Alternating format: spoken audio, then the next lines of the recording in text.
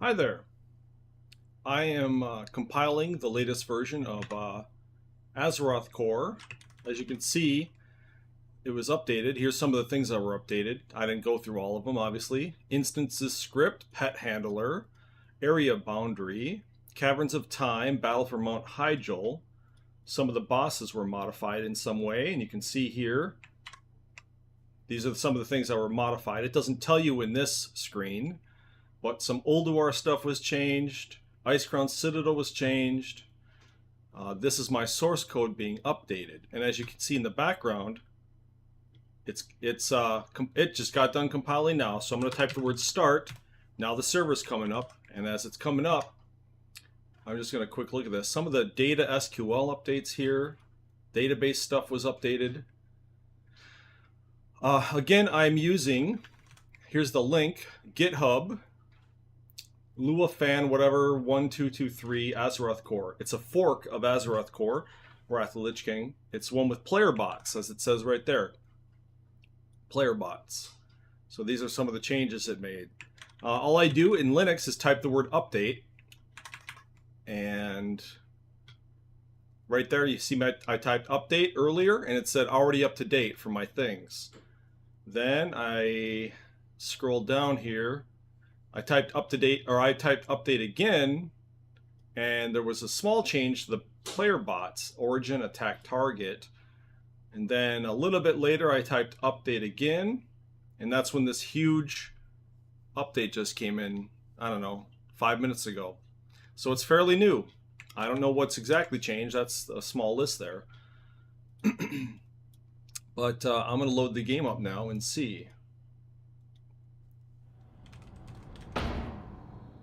Alright, server's up. I don't know how many bots are here. Okay, good, it works. Let me type server info. Oh, 6-3. That's the date. That's yesterday. So, that's the rev. PlayerBot branch. Okay, I'm gonna eat my sandwich here, but I'm gonna finish this audiobook. I'm trying to finish this fucking audiobook right here. We got Bill Bryson, Short History of Nearly Everything, by narrated by William Roberts. Formally applied from nation to nation. Turn it up. Formally applied from nation to nation. In an attempt to re-establish order, the British in 1842 proclaimed a new set of rules called the Stricklandian Code, but the French saw this as high-handed, and the Société Zoologique countered with its own conflicting code. Meanwhile, the American Ornithological Society, for obscure reasons, decided to use the 1758 edition of Systema Naturae as the basis for all its naming, rather than the 1766 edition used elsewhere, which meant that many American birds spent the 19th century logged in different genera from their avian cousins in Europe. Not until 1902, at an early meeting of the International Congress of Zoology, did naturalists begin at last to show a spirit of compromise and adopt a universal code. End of Disc 12. Disc 13. Taxonomy is described sometimes as a science and sometimes as an art, but really it's a battleground. Even today there is more disorder in the system than most people realize. Take the category of the phylum, the division that describes the basic body plans of organisms. A few phyla are generally well known, such as mollusks, the home of clams and snails, arthropods, insects and crustaceans, and chordates, us and all other animals with a backbone or proto-backbone. Thereafter, things move swiftly in the direction of obscurity. Among the obscure, we might list Gnathostomulida, marine worms, Cnidaria, jellyfish, medusae, anemones, and corals, and the delicate Priapulida, or little penis worms. Familiar or not, these are elemental divisions. Yet there is surprisingly little agreement on how many phyla there are or ought to be. Most biologists fix the total at about 30, but some opt for a number in the low 20s, while Edward O. Wilson, in The Diversity of Life, puts the number at a surprisingly robust 89. It depends on where you decide to make your divisions, whether you are a lumper or a splitter, as they say in the biological world. At the more workaday level of species, the possibilities for disagreements are even greater. Whether a species of grass should be called Aegilops incurva, Aegilops incurvata, or Aegilops ovata may not be a matter that would stir many non-botanists to passion, but it can be a source of very lively heat in the right quarters. The problem is that there are 5,000 species of grass, and many of them look awfully alike, even to people who know grass. In consequence, some species have been found and named at least 20 times, and there are hardly any, it appears, that haven't been independently identified at least twice. The 2-volume Manual of the Grasses of the United States devotes 200 closely typeset pages to sorting out all the synonymies, as the biological world refers to its inadvertent but quite common duplications, and that is just for the grasses of a single country. To deal with disagreements on the global stage, a body known as the International Association for Plant Taxonomy arbitrates on questions of priority and duplication. At intervals, it hands down decrees, declaring that Zauschneria californica, a common plant in rock gardens, is to be known henceforth as Epilobium canum, or that Aglaothamnion tenuissimum may now be regarded as conspecific with Aglaothamnion bisoides, but not with Aglaothamnium pseudobisoides. Normally, these are small matters of tidying up that attract little notice, but when they touch on beloved garden plants, as they sometimes do, shrieks of outrage inevitably follow. In the late 1980s, the common chrysanthemum was banished, on apparently sound scientific principles, from the genus of the same name, and relegated to the comparatively drab and undesirable world of the genus Dendranthema. Chrysanthemum breeders are a proud and numerous lot, and they protested to the real if improbable-sounding Committee on Spermatophyta. There are also committees for Pteridophyta, Bryophyta, and fungi, among others, all reporting to an executive called the Rapporteur General. This is truly an institution to cherish. Although the rules of nomenclature are supposed to be rigidly applied, botanists are not indifferent to sentiment, and in 1995 the decision was reversed. Similar adjudications have saved petunias, euonymus, and a popular species of amaryllis from demotion, but not many species of geraniums, which some years ago were transferred, amid howls, to the genus Pelargonium. The disputes are entertainingly surveyed in Charles Eliot's The Potting Shed papers. Disputes and reorderings of much the same type can be found in all the other realms of the living, so keeping an overall tally is not nearly as straightforward a matter as you might suppose. In consequence, the rather amazing fact is that we don't have the faintest idea, not even to the nearest order of magnitude, in the words of Edward O. Wilson, of the number of things that live on our planet. Estimates range from 3 million to 200 million. More extraordinary still, according to a report in The Economist, as much as 97% of the world's plant and animal species may still await discovery. Of the organisms that we do know about, more than 99 in 100 are only sketchily described. A scientific name, a handful of specimens in a museum, and a few scraps of description in scientific journals is how Wilson describes the state of our knowledge. In the diversity of life, he estimated the number of known species of all types, plants, insects, microbes, algae, everything, at 1.4 million, but added that that was just a guess. Other authorities have put the number of known species slightly higher, at around 1.5 million to 1.8 million. But there is no central registry of these things, so nowhere to check numbers. In short, the remarkable position in which we find ourselves is that we don't actually know what we actually know. In principle, you ought to be able to go to experts in each area of specialization, ask how many species there are in their fields, then add the totals. Many people have in fact done so. The problem is that seldom do any two come up with matching figures. Some sources put the number of known types of fungi at 70,000, others at 100,000, nearly half as many again. You can find confident assertions that the number of described earthworm species is 4,000, and equally confident assertions that the figure is 12,000. For insects, the numbers run from 750,000 to 950,000 species. These are, you understand, supposedly the known number of species. For plants, the commonly accepted numbers range from 248,000 to 265,000. That may not seem too vast a discrepancy, but it's more than 20 times the number of flowering plants in the whole of North America. Putting things in order is not the easiest of tasks. In the early 1960s, Colin Groves of the Australian National University began a systematic survey of the 250-plus known species of primate. Oftentimes, it turned out that the same species had been described more than once, sometimes several times, without any of the discoverers realizing that they were dealing with an animal that was already known to science. It took Groves 4 decades to untangle everything, and that was with a comparatively small group of easily distinguished, generally non-controversial creatures. Goodness knows what the results would be if anyone attempted a similar exercise with the planet's estimated 20,000 types of lichens, 50,000 species of mollusk, or 400,000-plus beetles. What is certain is that there is a great deal of life out there, though the actual quantities are necessarily estimates based on extrapolations, sometimes exceedingly expansive extrapolations. In a well-known exercise in the 1980s, Terry Irwin of the Smithsonian Institution saturated a stand of 19 rainforest trees in Panama with an insecticide fog, then collected everything that fell into...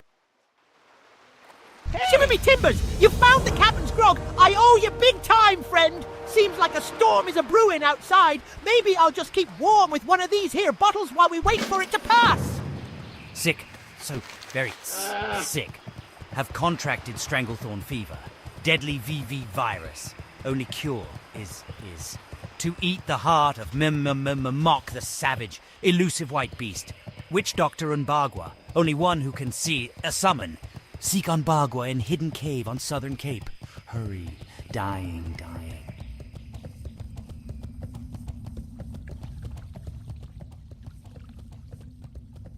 ...his nets from the canopy. Among his haul, actually hauls, since he repeated the experiment seasonally to make sure he caught migrant species, were 1,200 types of beetle. On the basis of the distribution of beetles elsewhere, the number of other tree species in the forest, the number of forests in the world, the number of other insect types, and so on up a long chain of variables, he estimated a figure of 30 million species of insects for the entire planet, a figure he later said was too conservative. Others using the same or similar data have come up with figures of 13 million, 80 million, or 100 million insect types, underlining the conclusion that however carefully arrived at, such figures inevitably owe at least as much to supposition as to science. According to the Wall Street Journal, the world has about 10,000 active taxonomists. Not a great number when you consider how much there is to be recorded. But, the journal adds, because of the cost, about £1,250 per species, and paperwork, only about 15,000 new species of all types are logged per year. It's not a biodiversity crisis, it's a taxonomist crisis, barks Cohen Mays, Belgian-born head of invertebrates at the Kenyan National Museum in Nairobi, whom I met briefly on a visit to the country in the autumn of 2002. There were no specialized taxonomists in the whole of Africa, he told me. There was one in the Ivory Coast, but I think he has retired, he said. It takes 8 to 10 years to train a taxonomist. I put my faith in you and anyone you can muster to help free me. The great Skymane King Mukla is my captor. He commands the beasts of this island, and they keep me here against my will with the aid of this chain. If you can slay him and find the key to this shackle, I shall be indebted to you greatly. I often hear him to the southeast side of the island, but please be careful. He is not to be trifled with.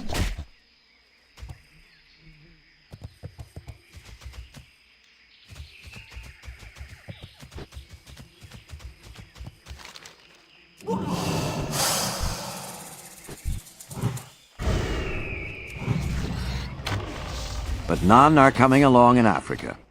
They are the real fossils, Mays added. He himself was to be let go at the end of the year, he said. After 7 years in Kenya, his contract was not being renewed. No funds, Mays explained.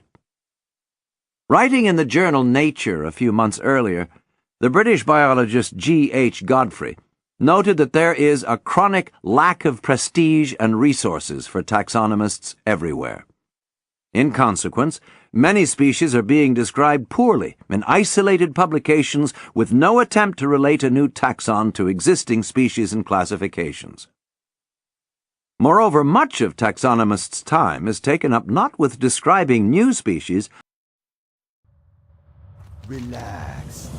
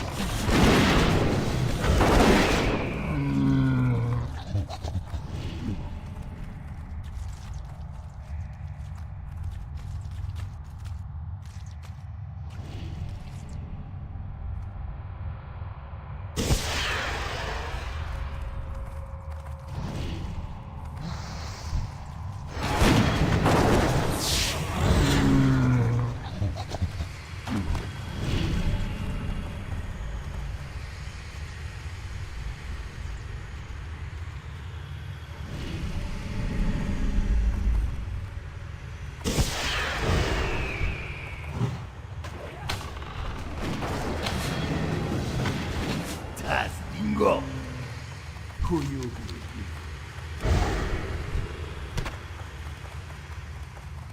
Hello, man.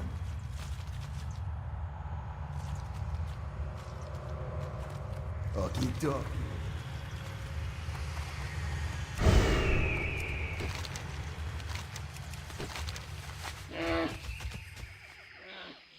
But simply with sorting out old ones. Many, according to Godfrey, spend most of their career trying to interpret the work of 19th century systematists, deconstructing their often inadequate published descriptions or scouring the world's museums for type material that is often in very poor condition. Godfrey particularly stresses the absence of attention being paid to the systematizing possibilities of the Internet. The fact is that taxonomy, by and large, is still quaintly wedded to paper. In an attempt to haul things into the modern age, in 2001, Kevin Kelly, co-founder of Wired magazine, launched an enterprise called the All Species Foundation with the aim of finding and recording on a database every living organism. The cost of such an exercise has been estimated at anywhere from £1.3 billion to as much as £30 billion. As of the spring of 2002, the Foundation had just £750,000 in funds and 4 full-time employees. If, as the numbers suggest, we have perhaps 100 million species of insects yet to find, and if our rates of discovery continue at the present pace, we should have a definitive total for insects in a little over 15,000 years. The rest of the animal kingdom may take a little longer. So why do we know as little as we do? There are nearly as many reasons as there are animals left to count. But here are a few of the principal causes. Most living things are small and easily overlooked. In practical terms, this is not always a bad thing.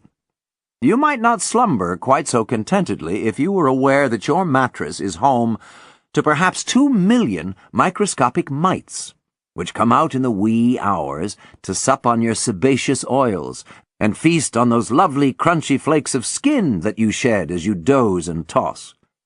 You're out in the wee. You might not slumber quite so contentedly if you were aware that your mattress is home to perhaps 2 million microscopic mites, which come out in the wee hours to sup on your sebaceous oils and feast on those lovely crunchy flakes of skin that you shed as you doze and toss. Your pillow alone may be home to 40,000 of them. To them, your head is just one large oily bonbon. And don't think a clean pillowcase will make a difference. To something on the scale of bed mites, the weave of the tightest human fabric looks like ship's rigging. Indeed, if your pillow is 6 years old, which is apparently about the average age for a pillow, it has been estimated that 1/10 of its weight will be made up of sloughed skin, living mites, dead mites, and mite dung. To quote the man who did the measuring, Dr. John Maunder of the British Medical Entomology Centre. But at least they are your mites. Think of what you snuggle up with each time you climb into a hotel bed. These mites have been with us since time immemorial, but they weren't discovered until 1965. If creatures as intimately associated with us as bed mites escaped our notice until the age of color television, it's hardly surprising that most of the rest of the small-scale world is barely known to us. Go out into the woods, any woods at all, bend down and scoop up a handful of soil, and you will be holding up to 10 billion bacteria, most of them unknown to science. Your sample will also contain perhaps 1 million plump yeasts, some 200,000 hairy little fungi known as molds, perhaps 10,000 protozoans, of which the most familiar is the amoeba, and assorted rotifers, flatworms, roundworms, and other microscopic creatures known collectively as cryptozoa. A large portion of these will also be unknown. The most comprehensive handbook of microorganisms, Bergey's Manual of Systematic Bacteriology, lists about 4,000 types of bacteria. In the 1980s, a pair of Norwegian scientists, Jostein Goxer and Vigdis Torsvik, collected a gram of random soil from a beech forest near their lab in Bergen and carefully analyzed its bacterial content. They found that this single small sample contained between 4,000 and 5,000 separate bacterial species, more than in the whole of Bergey's manual. They then traveled to a coastal location a few miles away, scooped up another gram of earth, and found that it contained 4,000 to 5,000 other species.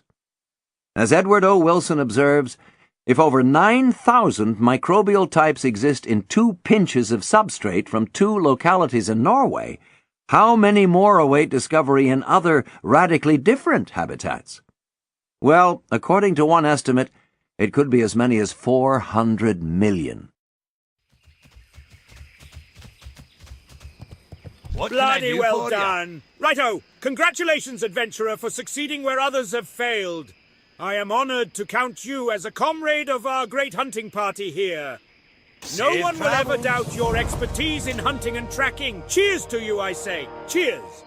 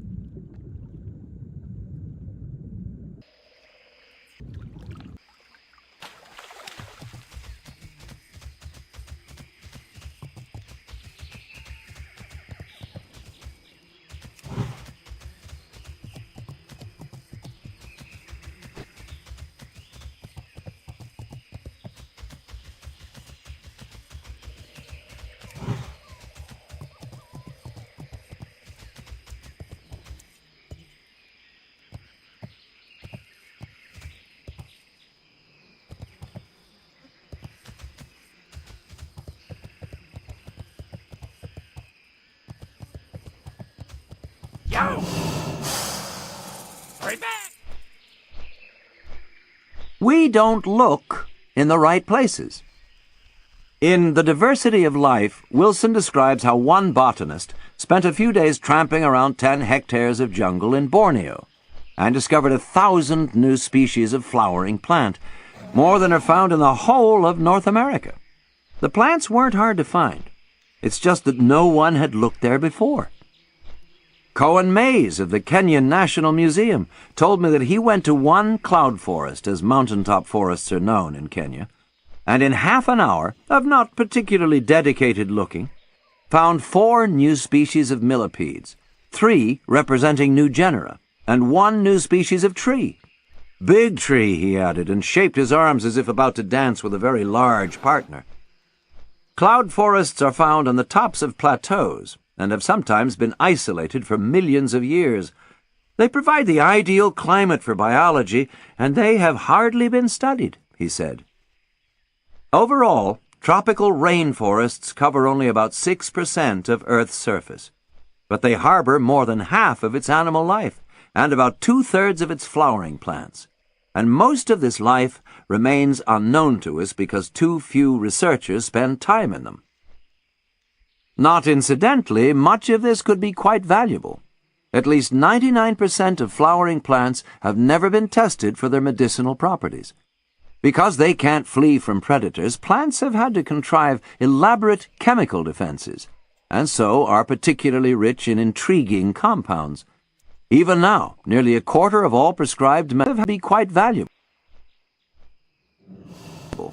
At least 99% of flowering plants have never been tested for their medicinal properties.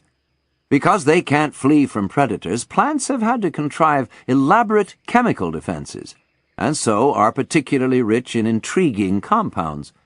Even now, nearly a quarter of all prescribed medicines are derived from just 40 plants, with another 16% coming from animals or microbes.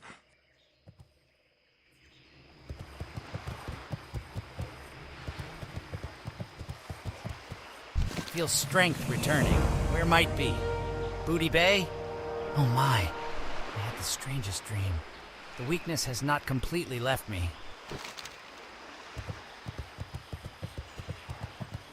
So there is a serious risk with every hectare of forest felled of losing medically vital possibilities. Using a method called combinatorial chemistry, chemists can generate 40,000 compounds at a time in labs, but these products are random and not uncommonly useless, whereas any natural molecule will have already passed what the economist calls the ultimate screening program over 3.5 billion years of evolution. Looking for the unknown isn't simply a matter of traveling to remote or distant places, however. In his book, Life, an Unauthorized Biography, Richard Fortey notes how one ancient bacterium was found on the wall of a country pub, where men had urinated for generations, a discovery that would seem to involve rare amounts of luck and devotion and possibly some other quality not specified. There aren't enough specialists. The stock of things to be found, examined, and recorded very much outruns the supply of scientists available to do it. Take the hardy and little-known organisms known as deltoid rotifers. These are microscopic animals that can survive almost anything. When conditions are tough, they curl up into a compact shape, switch off their metabolism, and wait for better times. In this state, you can drop them into boiling water or freeze them almost to absolute zero, that is, the level where even atoms give up. And when this torment is finished and they are returned to a more pleasing environment, they will uncurl and move on as if nothing has happened. So far, about 500 species have been identified, though other sources say 360. But nobody has any idea, even remotely, how many there may be altogether.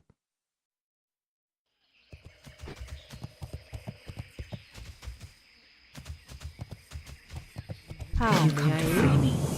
Adventurer, I put my faith in you and anyone you can muster to help free me.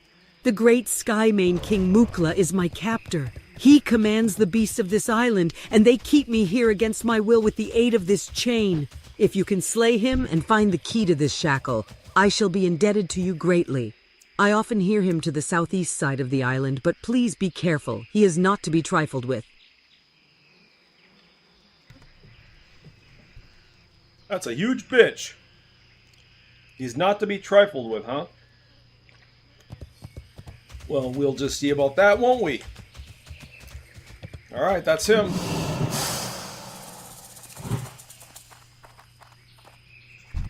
Should probably get this guy out of the way.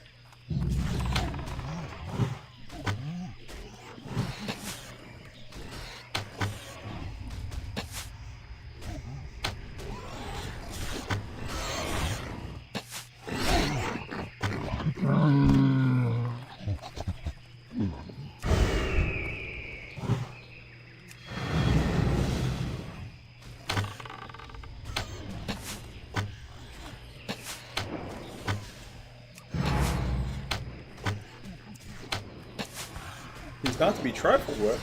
I just kicked his fucking ass. But then again, he's level 42, so... It's alright.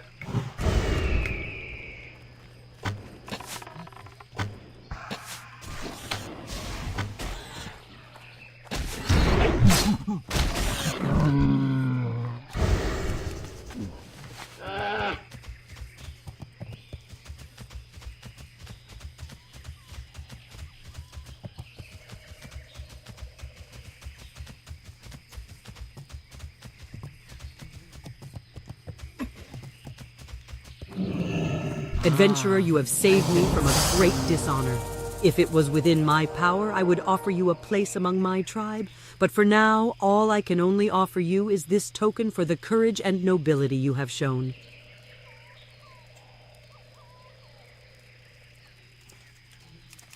Okay. It's a scroll. Okay.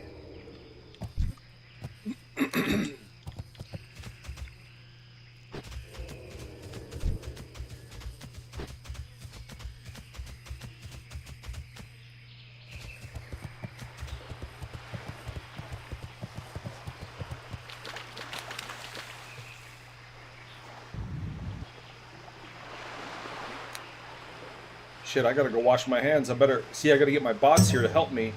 In case I get attacked, I gotta go wash my hands. I just ate a sandwich here. Alright. Alright, I'll be right back.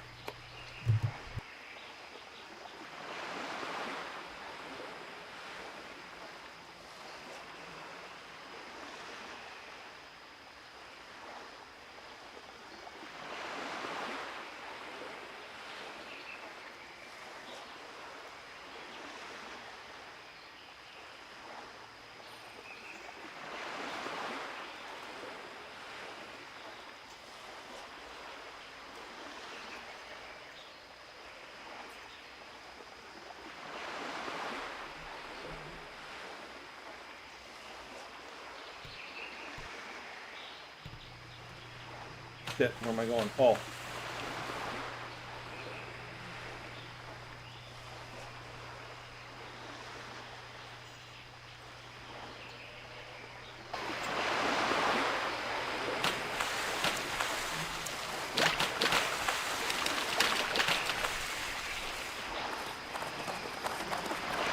I think I can solo this, maybe.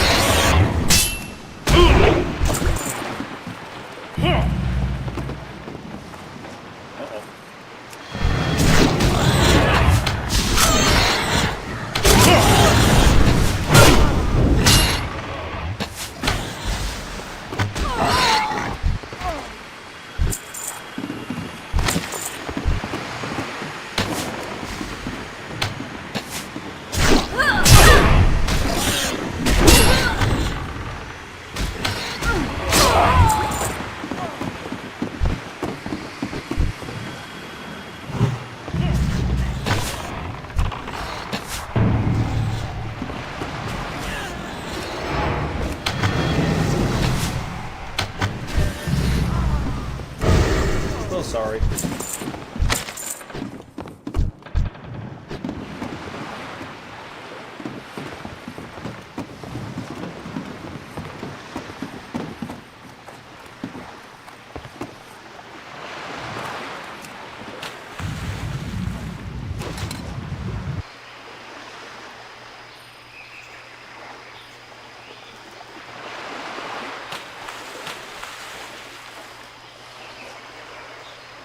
What? Thought I dismissed him. Okay. Yeah, in these old WoWs, you have to dismiss your pet before you jump off a ledge, or it finds another way around. It can really kill you. Alright, I gotta keep going with this book. For years, almost all that was known about them was thanks to the work of a devoted amateur, a London clerical worker named David Bryce, who studied them in his spare time. They can be found all over the world. But you could have all the Deloitte rotifer experts in the world to dinner and not have to borrow plates from the neighbors. Even creatures as important and ubiquitous as fungi, and fungi are both, attract comparatively little notice. Fungi are everywhere, and come in many forms, as mushrooms, molds, mildews, yeasts, and puffballs, to name but a sampling, and they exist in volumes that most of us little suspect.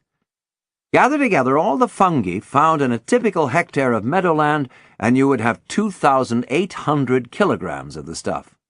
These are not marginal organisms. Without fungi, there would be no potato blights, Dutch elm disease, jock itch, or athlete's foot, but also no yogurts, or beers, or cheeses. Altogether, about 70,000 species of fungi have been identified, but it is thought the total number could be as high as 1.8 million. A lot of mycologists work in industry, making cheeses and yogurts and the like, so it is hard to say how many are actively involved in research. But we can safely take it that there are more species of fungi to be found than there are people to find them. The world is a really big place. We have been gulled by the ease of air travel and other forms of communication into thinking that the world is not all that big. But at ground level, where researchers must work, it is actually enormous. Enormous enough to be full of surprises. The okapi, the nearest living relative of the giraffe, is now known to exist in substantial numbers in the rainforests of Zaire. The total population is estimated at perhaps 30,000, yet its existence wasn't even suspected until the 20th century. The large flightless New Zealand bird called the takahi had been presumed extinct for 200 years before being found living in a rugged area of the country's South Island. In 1995, a team of French and British scientists in Tibet, who were lost in a snowstorm in a remote valley, came across a breed of horse called the Raiwoch that had previously been known only from prehistoric cave drawings. The valley's inhabitants were astonished to learn that the horse was considered a rarity in the wider world. Some people think even greater surprises may await us. A leading British ethnobiologist, wrote The Economist in 1995, thinks a megatherium, a sort of giant ground sloth which may stand as high as a giraffe, may lurk in the fastnesses of the Amazon basin. Perhaps significantly, the ethnobiologist wasn't named. Perhaps even more significantly, nothing more has been heard of him or his giant sloth. No one, however, can categorically say that no such thing is there until every jungly glade has been investigated, and we are a long way from achieving that. But even if we groomed thousands of field workers and dispatched them to the furthest corners of the world, it would not be effort enough. For wherever life can be, it is. Life's extraordinary fecundity is amazing, even gratifying, but also problematic. To survey it all, you would have to turn over every rock, sift through the litter on every forest floor, sieve unimaginable quantities of sand and dirt, climb into every forest canopy, and devise much more efficient ways to examine the seas. Even then, you would overlook whole ecosystems. In the 1980s, amateur cave explorers entered a deep cave in Romania that had been sealed off from the outside world for a long but unknown period.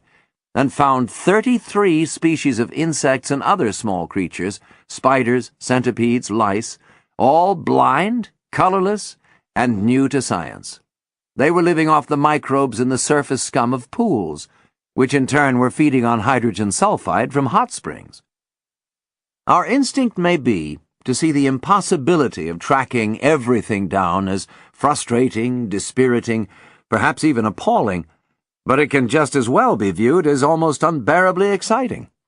We live on a planet that has a more or less infinite capacity to surprise. What reasoning person could possibly want it any other way?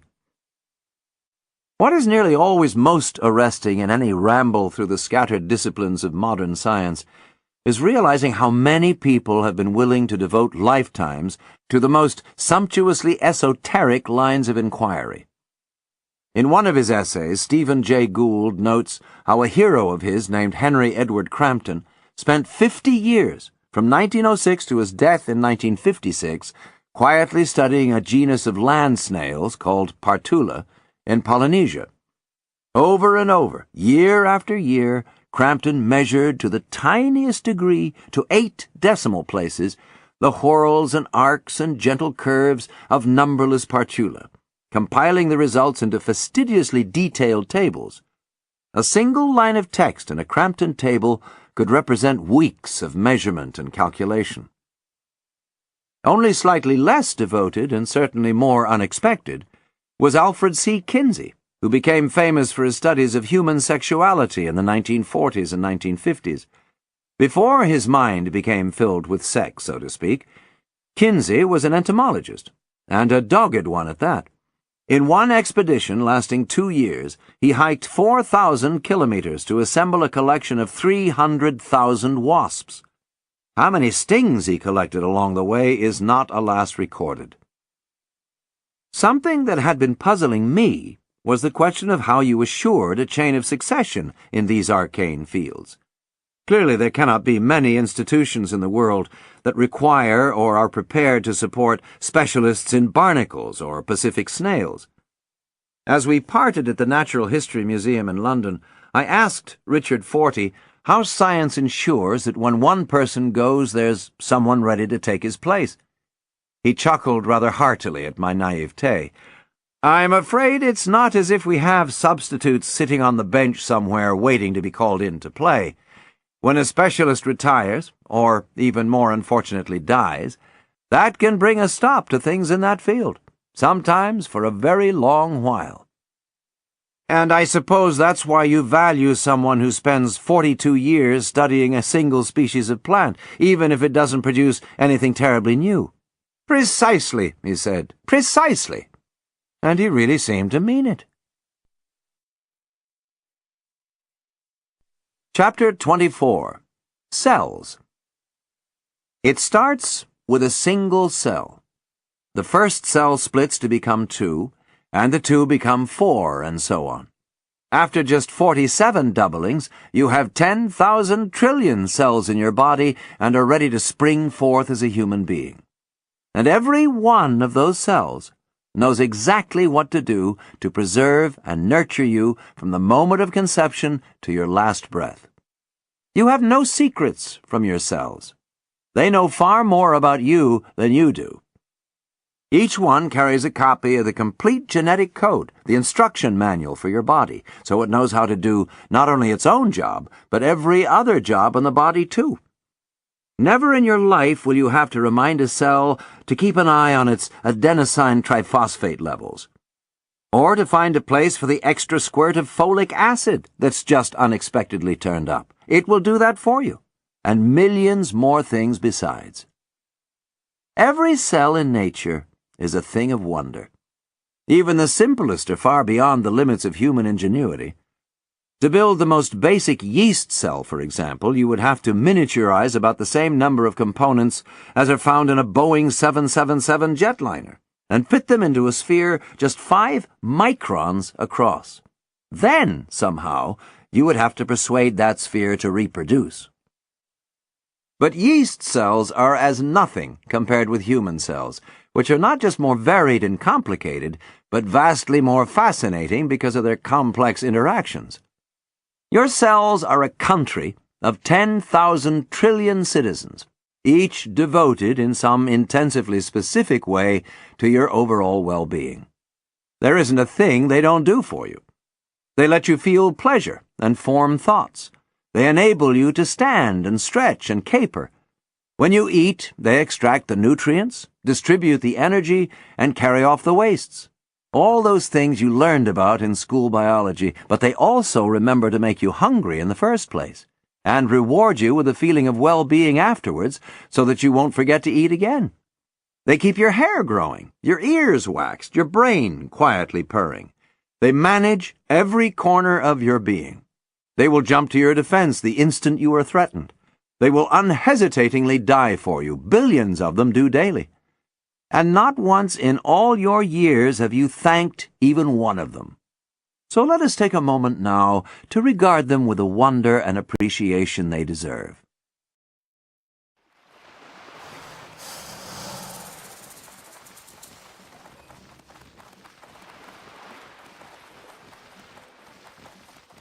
Ah, what a great day for the Blackwater Raiders. 3 cheers to you, adventurer.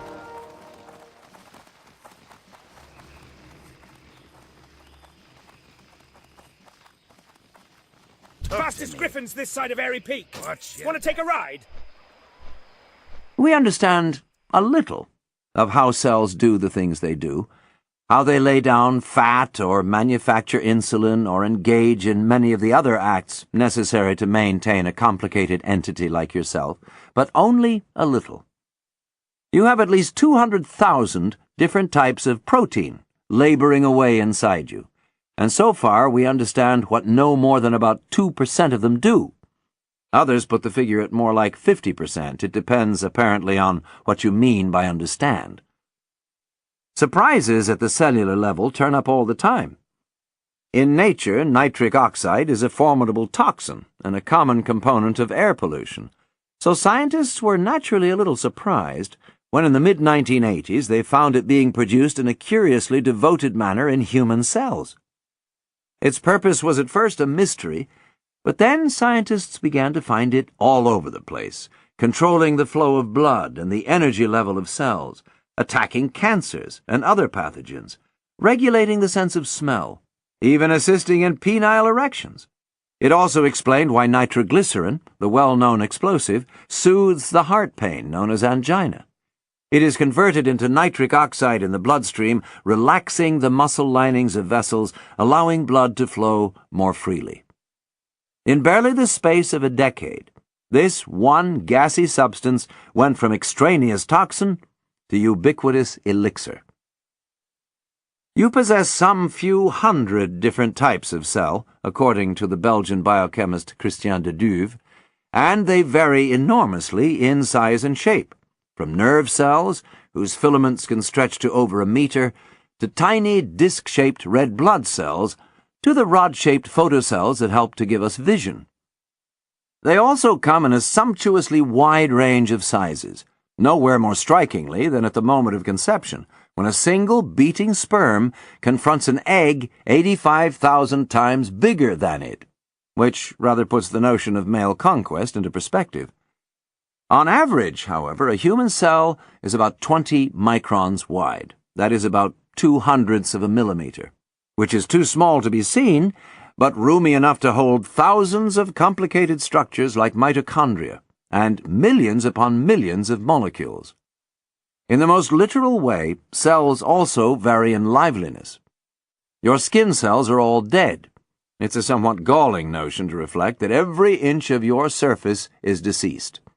If you are an average-sized adult, you are lugging around over 2 kilograms of dead skin, of which several billion tiny fragments are sloughed off each day. Run a finger along a dusty shelf, and you are drawing a pattern very largely in old skin. Most living cells seldom last more than a month or so, but there are some notable exceptions. Liver cells can survive for years, though the components within them may be renewed every few days. Brain cells last as long as you do. You are issued with 100 billion or so at birth, and that is all you are ever going to get. It has been estimated that you lose 500 of them an hour, So if you have any serious thinking to do, there really isn't a moment to waste. The good news is that the individual components of your brain cells are constantly renewed, so that, as with the liver cells, no part of them is actually likely to be more than about a month old. Indeed, it has been suggested that there isn't a single bit of any of us, not so much as a stray molecule, that was part of us 9 years ago. It may not feel like it, but at the cellular level, we are all youngsters. The first person to describe a cell was Robert Hooke, whom we last encountered squabbling with Isaac Newton over credit for the invention of the inverse square law. Hooke achieved many things in his 68 years. He was both an accomplished theoretician and a dab hand at making ingenious and useful instruments. But nothing he did brought him greater admiration than his popular book Microphagia, or Some Physiological Descriptions of Miniature Bodies Made by Magnifying Glasses, published in 1665. It revealed to an enchanted public a universe of the very small that was far more diverse, crowded, and finely structured than anyone had ever come close to imagining. Among the microscopic features first identified by Hooke were little chambers in plants that he called cells, because they reminded him of monks' cells. Hooke calculated that a 1-inch square of cork would contain 1,259,712,000 of these tiny chambers, the first appearance of such a very large number anywhere in science. Microscopes by this time had been around for a generation or so, but what set Hooke's apart were their technical supremacy. They achieved magnifications of 30 times, making them the last word in 17th century optical technology. So it came as something of a shock when just a decade later Hooke and the other members of London's Royal Society began to receive drawings and reports from an unlettered linen draper in the Dutch city of Delft, employing magnifications of up to 275 times. The draper's name was Antony van Leeuwenhoek. Though he had little formal education and no background in science, he was a perceptive and dedicated observer and a technical genius. To this day, it is not known how he got such magnificent magnifications from such simple handheld devices, which were little more than modest wooden dowels with a tiny bubble of glass embedded in them, far more like magnifying glasses than what most of us think of as microscopes, but really not much like either. Leeuwenhoek made a new instrument for every experiment he performed, and was extremely secretive about his techniques, though he did sometimes offer tips to the British on how they might improve their resolutions. Over a period of 50 years, beginning remarkably enough when he was already past 40, Leeuwenhoek made almost 200 reports to the Royal Society, all written in Low Dutch, the only tongue of which he was master. He offered no interpretations, but simply the facts of what he had found, accompanied by exquisite drawings. He sent reports on almost everything that could be usefully examined: bread mold, a bee's stinger, blood cells, teeth, hair, his own saliva, excrement, and semen, these last with fretful apologies for their inescapably unsavory nature, nearly all of which had never been seen microscopically before. After he reported finding animalcules in a sample of pepper water in 1676, the members of the Royal Society spent a year with the best devices English technology could produce, searching for the little animals, before getting the magnification right. What Leeuwenhoek had found were protozoa. He calculated that there were 8,280,000 of these tiny beings in a single drop of water, more than the number of people in Holland. The world teemed with life in ways and numbers that no one had previously suspected. Inspired by Leeuwenhoek's fantastic findings, others began to peer into microscopes with such keenness that they sometimes found things that weren't in fact there. One respected Dutch observer, Nicholas Hartsucker, was convinced he saw tiny, preformed men in sperm cells. He called the little beings homunculi, and for some time many people believed that all humans, indeed all creatures, were simply vastly inflated versions of tiny but complete precursor beings. Leeuwenhoek himself occasionally got carried away with his enthusiasms. In one of his least successful experiments, he tried to study the explosive properties of gunpowder by observing a small blast at close range. He nearly blinded himself in the process. In 1683, Leeuwenhoek discovered bacteria, but that was about as far as progress could get for the next century and a half because of the limitations of microscope technology. Not until 1831 would anyone first see the nucleus of a cell.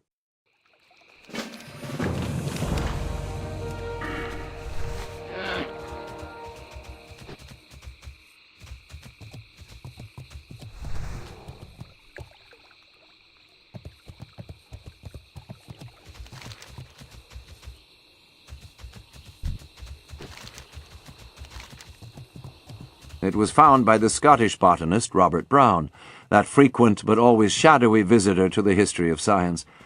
Brown, who lived from 1773 to 1858, called it nucleus, from the Latin nucula, meaning little nut or kernel. Only in 1839, however, did anyone realize that all living matter is cellular. It was Theodor Schwann, a German, who had this insight, and it was not only comparatively late, as scientific insights go, but not widely embraced at first. It wasn't until the 1860s and some landmark work by Louis Pasteur in France that it was shown conclusively that life cannot arise spontaneously but must come from pre-existing cells. The belief became known as the cell theory, and it is the basis of all modern biology. The cell has been compared to many things, from a complex chemical refinery by the physicist James Trefil to a vast teeming metropolis, the biochemist Guy Brown. Glory to the Sindori. Glory to the Sindori.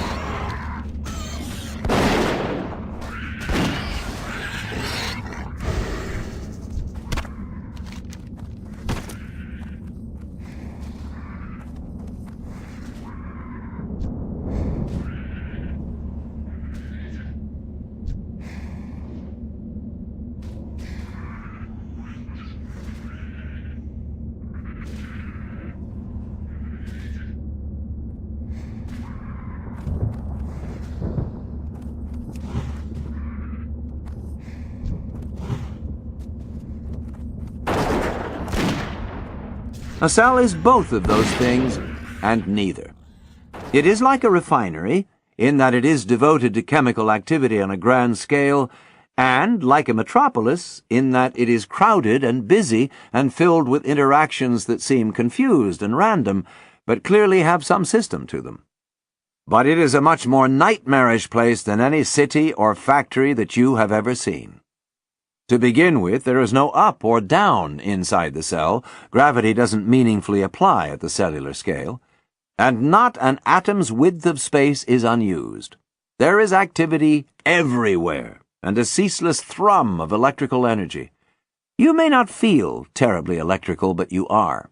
The food we eat and the oxygen we breathe are combined in the cells into electricity. The reason we don't give each other massive shocks or scorch the sofa when we sit down is that it is all happening on a tiny scale, a mere 0.1 volts, traveling distances measured in nanometers. However, scale that up, and it would translate as a jolt of 20 million volts per meter, about the same as the charge carried by the main body of a thunderstorm.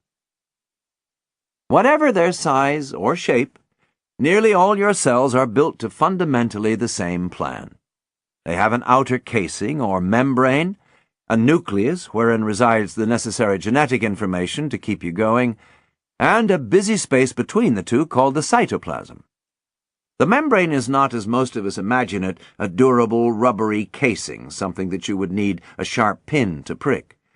Rather, it is made up of a type of fatty material known as a lipid, which has the approximate consistency of a light grade of machine oil, to quote Sherwin B. Newland. If that seems surprisingly insubstantial, bear in mind that at the microscopic level, things behave differently. To anything on a molecular scale, water becomes a kind of heavy-duty gel, and a lipid is like iron. If you could visit a cell, you wouldn't like it. Blown up to a scale at which atoms were about the size of peas, a cell itself would be a sphere roughly half a mile across, and supported by a complex framework of girders called the cytoskeleton. Within it, millions upon millions of objects, some the size of basketballs, others the size of cars, would whiz about like bullets. There wouldn't be a place you could stand without being pummeled and ripped thousands of times every second from every direction. Even for its full-time occupants, the inside of a cell is a hazardous place. Each strand of DNA is on average attacked or damaged once every 8.4 seconds, 10,000 times in a day, by chemicals and other agents that whack into or carelessly slice through it, and each of these wounds must be swiftly stitched up if the cell is not to perish. The proteins are especially lively, spinning, pulsating, and flying into each other up to 1 billion times a second. Enzymes, themselves a type of protein, dash everywhere, performing up to 1,000 tasks a second. Like greatly speeded-up worker ants, they busily build and rebuild molecules, hauling a piece off this one, adding a piece to that one. Some monitor passing proteins and mark with a chemical those that are irreparably damaged or flawed. Once so selected, the doomed proteins proceed to a structure called a proteasome, where they are stripped down and their components used to build new proteins. Some types of protein exist for less than half an hour. Others survive for weeks. But all lead existences that are inconceivably frenzied. As de Duve notes, the molecular world must necessarily remain entirely beyond the powers of our imagination, owing to the incredible speed with which things happen in it. But slow things down to a speed at which the interactions can be observed, and things don't seem quite so unnerving. You can see that a cell is just millions of objects. Lysosomes, endosomes, ribosomes, ligands, peroxisomes, proteins of every size and shape, bumping into millions of other objects and performing mundane tasks, extracting energy from nutrients, assembling structures, getting rid of waste, warding off intruders, sending and receiving messages, making repairs. Typically, a cell will contain some 20,000 different types of protein, and of these, about 2,000 types will each be represented by at least 50,000 molecules. This means, says Newland, that even if we count only those molecules present in amounts of more than 50,000 each, the total is still a very minimum of 100 million protein molecules in each cell. Such a staggering figure gives some idea of the swarming immensity of biochemical activity within us. It is all an immensely demanding process. Your heart must pump 343 liters of blood an hour, over 8,000 liters every day, 3 million liters in a year. That's enough to fill 4 Olympic-sized swimming pools to keep all those cells freshly oxygenated. And that's at rest. During exercise, the rate can increase as much as 6-fold. The oxygen is taken up by the mitochondria. These are the cell's power stations, and there are about 1,000 of them in a typical cell, though the number varies considerably depending on what a cell does and how much energy it requires. You may recall from an earlier chapter that the mitochondria are thought to have originated as captive bacteria, and that they now live essentially as lodgers in our cells, preserving their own genetic instructions, dividing to their own timetable, speaking their own language. You may also recall that we are at the mercy of their goodwill. Here's why. Virtually all the food and oxygen you take into your body are delivered after processing to the mitochondria, where they are converted into a molecule called adenosine triphosphate, or ATP. You may not have heard of ATP, but it is what keeps you going. ATP molecules are essentially little battery packs that move through the cell, providing energy for all the cell's processes. And you get through a lot of it. At any given moment, a typical cell in your body will have about 1 billion ATP molecules in it, and in 2 minutes, every one of them will have been drained dry and another billion will have taken their place. Every day you produce and use up a volume of ATP equivalent to about half your body weight. Feel the warmth of your skin. That's ATP at work. When cells are no longer needed, they die, with what can only be called great dignity. They take down all the struts and buttresses that hold them together and quietly devour their component parts. The process is known as apoptosis, or programmed cell death. Every day, billions of your cells die for your benefit, and billions of others clean up the mess. Cells can also die violently, for instance when infected, but mostly they die because they are told to. Indeed, if not told to live, if not given some kind of active instruction from another cell, cells automatically kill themselves. Cells need a lot of reassurance. When, as occasionally happens, a cell fails to expire in the prescribed manner, but rather begins to divide and proliferate wildly, we call the result cancer. Cancer cells are really just confused cells. Cells make this mistake fairly regularly, but the body has elaborate mechanisms for dealing with it. It is only very rarely that the process spirals out of control. On average, humans suffer one fatal malignancy for each 100 million billion cell divisions. Cancer is bad luck in every possible sense of the term. The wonder of cells is not that things occasionally go wrong, but that they manage everything so smoothly for decades at a stretch. They do so by constantly sending and monitoring streams of messages, a cacophony of messages, from all around the body. Instructions, queries, corrections, requests for assistance, updates, notices to divide or expire. Most of these signals arrive by means of couriers called hormones, chemical entities such as insulin, adrenaline, estrogen, and testosterone that convey information from remote outposts like the thyroid and endocrine glands. Still other messages arrive by telegraph from the brain or from regional centers in a process called paracrine signaling. Finally, cells communicate directly with their neighbors to make sure their actions are coordinated. What is perhaps most remarkable is that it is all just random, frantic action, a sequence of endless encounters directed by nothing more than elemental rules of attraction and repulsion. There is clearly no thinking presence behind any of the actions of the cells.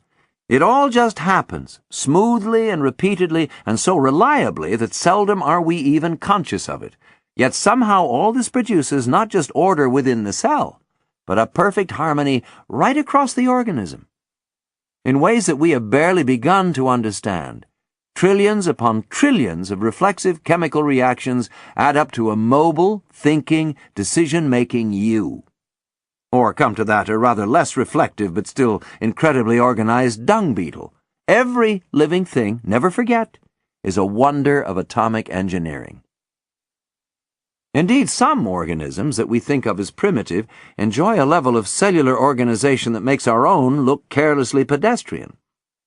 Disassemble the cells of a sponge, bypassing them through a sieve, for instance, then dump them into a solution, and they will find their way back together and build themselves into a sponge again. You can do this to them over and over, and they will doggedly reassemble, because, like you and me and every other living thing, they have one overwhelming impulse to continue to be. And that's because of a curious, determined, barely understood molecule that is itself not alive, and for the most part doesn't do anything at all. We call it DNA. And to begin to understand its supreme importance to science and to us, We need to go back 160 years or so to Victorian England, to the moment when the naturalist Charles Darwin had what has been called the single best idea that anyone has ever had, and then, for reasons that take a little explaining, locked it away in a drawer for the next 15 years. Chapter 25. Darwin's Singular Notion. In the late summer or early autumn of 1859, Whitwell Elwyn, editor of the respected British journal The Quarterly Review, was sent an advance copy of a new book by the naturalist Charles Darwin. Elwyn read the book with interest, and agreed that it had merit, but feared that the subject matter was too narrow to attract a wide audience. He urged Darwin to write a book about pigeons instead. "Everyone is interested in pigeons," he observed helpfully. Elwyn's sage advice was ignored, and On the Origin of Species by Means of Natural Selection or the Preservation of Favored Races in the Struggle for Life was published in late November 1859, priced at pigeons instead. Natural Selection or the Preservation of Favored Races in the Struggle for Life was published in late November 1859, priced at 15 shillings. The first edition of 1,250 copies sold out on the first day. It has never been out of print, and scarcely out of controversy in all the time since. Not bad going for a man whose principal other interest was earthworms, and who, but for a single impetuous decision to sail around the world, would very probably have passed his life as an anonymous country parson known for an interest in earthworms. Charles Robert Darwin was born on the 12th of February 1809 in Shrewsbury, a sedate market town in the West Midlands. His father was a prosperous and well-regarded physician. His mother, who died when Charles was only 8, was the daughter of Josiah Wedgwood, of pottery fame. Darwin enjoyed every advantage of upbringing, but continually pained his widowed father with his lackluster academic performance. "You care for nothing but shooting, dogs, and rat-catching, and you will be a disgrace to yourself and all your family," wrote the elder Darwin, in a line that nearly always appears just about here in any review of Charles's early life.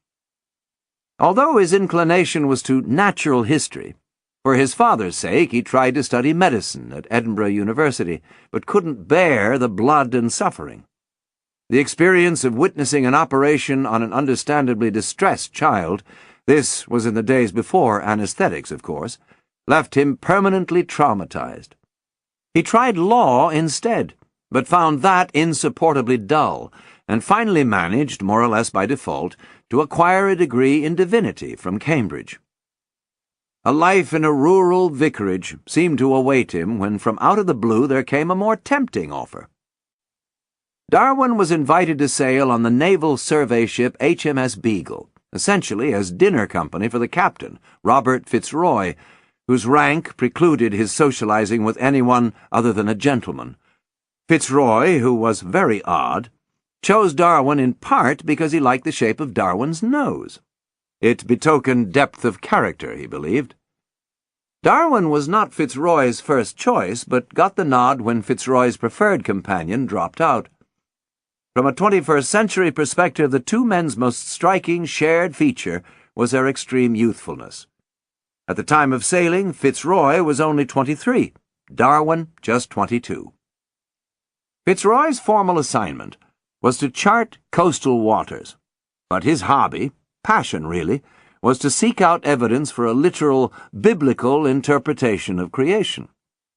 That Darwin was trained for the ministry was central to Fitzroy's decision to have him aboard. That Darwin subsequently proved to be not only liberal of view, but less than wholeheartedly devoted to Christian fundamentals, became a source of lasting friction between them. Darwin's time aboard the Beagle from 1831 to 1836 was obviously the formative experience of his life, but also one of the most trying. He and his captain shared a small cabin, which can't have been easy, as Fitzroy was subject to fits of fury followed by spells of simmering resentment. He and Darwin constantly engaged in quarrels, some bordering on insanity, as Darwin later recalled. Ocean voyages tended to become melancholy undertakings at the best of times. The previous captain of the Beagle had put a bullet through his brain during a moment of lonely gloom, and Fitzroy came from a family well known for a depressive instinct. His uncle, Viscount Castlereagh, had slit his throat the previous decade while serving as Chancellor of the Exchequer. Fitzroy would himself commit suicide by the same method in 1865. Even in his calmer moods, Fitzroy proved strangely unknowable. Darwin was astounded to learn, upon the conclusion of their voyage, that almost at once Fitzroy married a young woman to whom he had long been betrothed. In 5 years in Darwin's company, he had not once hinted at an attachment, or even mentioned her name. In every other respect, however, the Beagle voyage was a triumph. Darwin experienced adventure enough to last a lifetime, and accumulated a hoard of specimens sufficient to make his reputation and keep him occupied for years. He found a magnificent trove of giant ancient fossils, including the finest megatherium known to date, survived a lethal earthquake in Chile, discovered a new species of dolphin, which he dutifully named Delphinus fitzroyi, conducted diligent and useful geological investigations throughout the Andes, and developed a new and much-admired theory for the formation of coral atolls, which suggested, not incidentally, that atolls could not form in less than 1 million years, the first hint of his long-standing attachment to the extreme antiquity of earthly processes. In 1836, aged 27, he returned home, having been away for 5 years and 2 days. He never left England again. One thing Darwin didn't do on the voyage was propound the theory, or even a theory, of evolution. For a start, evolution as a concept was already decades old by the 1830s. Darwin's own grandfather, Erasmus, had paid tribute to evolutionary principles in a poem of inspired mediocrity called The Temple of Nature, years before Charles was even born. It wasn't until the younger Darwin was back in England and read Thomas Malthus's essay on the principle of population, which proposed that increases in food supply could never keep up with population growth for mathematical reasons, that the idea began to percolate through his mind that life is a perpetual struggle, and that natural selection was the means by which some species prospered while others failed. Specifically, what Darwin saw was that all organisms compete for resources, and those that had some innate advantage would prosper and pass on that advantage to their offspring. By such means would species continuously improve. It seems an awfully simple idea. It is an awfully simple idea, but it explained a great deal, and Darwin was prepared to devote his life to it. "How stupid of me not to have thought of it," T.H. Huxley cried upon reading On the Origin of Species. It is a view that has been echoed ever since. Interestingly, Darwin didn't use the phrase survival of the fittest in any of his work, though he did express his admiration for it. The expression was coined in 1864, 5 years after the publication of On the Origin of Species, by Herbert Spencer in Principles of Biology. Nor did he employ the word evolution in print until the 6th edition of Origin, by which time its use had become too widespread to resist, preferring instead descent with modification.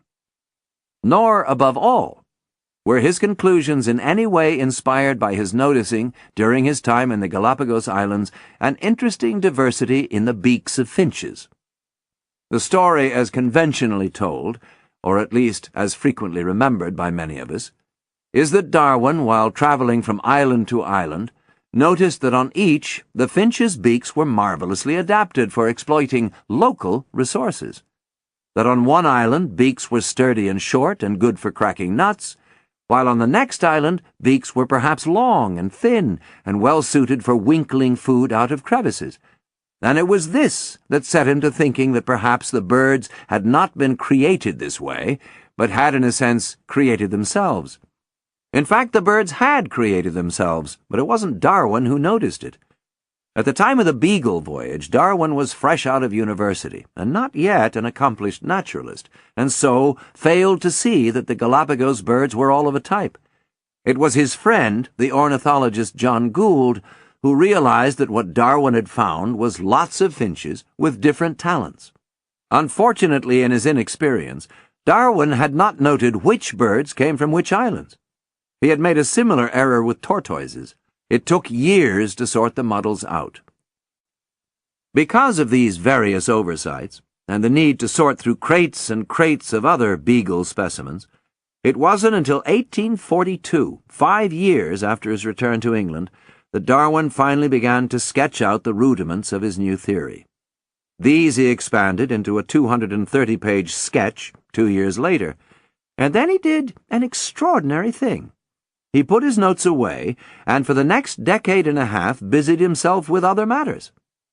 He fathered 10 children, devoted nearly 8 years to writing an exhaustive opus on barnacles. "I hate a barnacle as no man ever did before," he sighed, understandably, upon the work's conclusion, and fell prey to strange disorders that left him chronically listless, faint, and flurried, as he put it.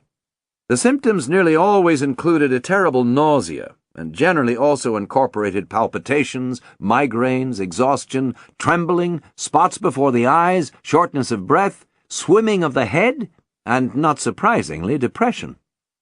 The cause of the illness has never been established. The most romantic and perhaps likely of the many suggested possibilities is that he suffered from Chagas's disease, a lingering tropical malady that he could have acquired from the bite of a benchuga bug in South America. A more prosaic explanation is that his condition was psychosomatic. In either case, the misery was not. Often he could work for no more than 20 minutes at a stretch, sometimes not even that. Much of the rest of his time was devoted to a series of increasingly desperate treatments: icy plunge baths, dousings in vinegar, draping himself with electric chains that subjected him to small jolts of current. He became something of a hermit, seldom leaving his home in Kent, Down House. One of his first acts upon moving to the house was to erect a mirror outside his study window, so that he could identify and, if necessary, avoid callers. Darwin kept his theory to himself because he well knew the storm it would cause. In 1844, the year he locked his notes away, a book called Vestiges of the Natural History of Creation roused much of the thinking world to fury by suggesting that humans might have evolved from lesser primates without the assistance of a divine creator. Anticipating the outcry, the author had taken careful steps to conceal his identity, which he kept a secret from even his closest friends for the next 40 years.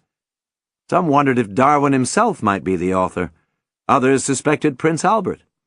In fact, the author was a successful and generally unassuming Scottish publisher named Robert Chambers, whose reluctance to reveal himself had a practical dimension as well as a personal one. His firm was a leading publisher of Bibles. Vestiges was warmly blasted from pulpits throughout Britain and far beyond, but also attracted a good deal of more scholarly ire. The Edinburgh Review devoted nearly an entire issue, 85 pages, to pulling it to pieces. Even T.H. Huxley, a believer in evolution, attacked the book with some venom, unaware that the author was a friend.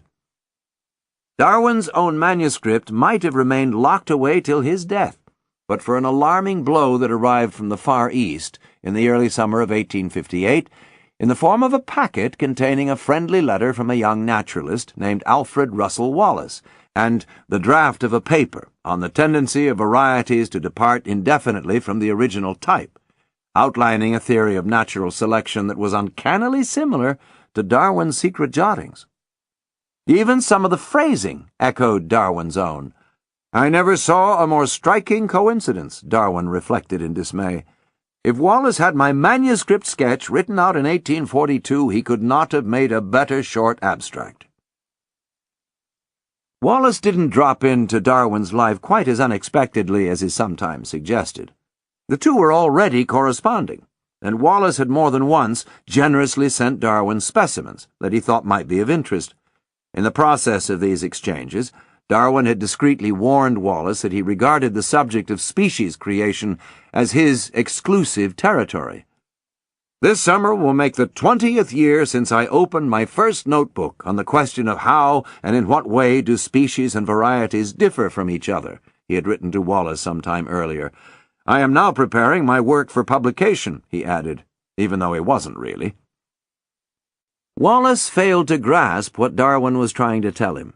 And in any case, of course, he could have had no idea that his own theory was so nearly identical to one that Darwin had been evolving, as it were, for 2 decades. Darwin was placed in an agonizing quandary. If he rushed into print to preserve his priority, he would be taking advantage of an innocent tip-off from a distant admirer. But if he stepped aside, as gentlemanly conduct arguably required, he would lose credit for a theory that he had independently propounded. Wallace's theory was, by Wallace's own admission, the result of a flash of insight. Darwin's was the product of years of careful, plodding, methodical thought. It was all crushingly unfair. To compound his misery, Darwin's youngest son, also named Charles, had contracted scarlet fever and was critically ill. At the height of the crisis, on the 28th of June, the child died. Despite the distraction of his son's illness, Darwin found time to dash off letters to his friends Charles Lyell and Joseph Hooker, offering to step aside but noting that to do so would mean that all his work, whatever it may amount to, will be smashed. Lyell and Hooker came up with a compromise solution of presenting a summary of Darwin's and Wallace's ideas together. The venue they settled on was a meeting of the Linnaean Society, which at the time was struggling to find its way back into fashion as a seat of scientific eminence. On the 1st of July, 1858, Darwin's and Wallace's theory was unveiled to the world. Darwin himself was not present. On the day of the meeting, he and his wife were burying their son. The Darwin-Wallace presentation was one of 7 that evening. One of the others was on the flora of Angola, and if the 30 or so people in the audience had any idea that they were witnessing the scientific highlight of the century, they showed no sign of it. No discussion followed, nor did the event attract much notice elsewhere. Darwin cheerfully noted later that only one person, a Professor Houghton of Dublin, mentioned the 2 papers in print, and his conclusion was that all that was new in them was false, and what was true was old. Wallace, still in the distant East, learned of these maneuverings long after the event, but was remarkably equable, and seemed pleased to have been included at all. He even referred to the theory forever after as Darwinism. Much less amenable to Darwin's claim of priority was a Scottish gardener named Patrick Matthew, who had, rather remarkably, also come up with the principles of natural selection more than 20 years earlier. In fact, in the very year that Darwin had set sail in the Beagle. Unfortunately, Matthew had published these views in a book called Naval Timber and Arboriculture, which had been missed not just by Darwin, but by the entire world. Matthew kicked up in a lively manner with a letter to Gardener's Chronicle when he saw Darwin gaining credit everywhere for an idea that really was his. Darwin apologized without hesitation, though he did note for the record, "I think that no one will feel surprised that neither I, nor apparently any other naturalist, has heard of Mr. Matthew's views, considering how briefly they are given, and they appeared in the appendix to a work on naval timber and arboriculture." End of Disc 13. Disc 14.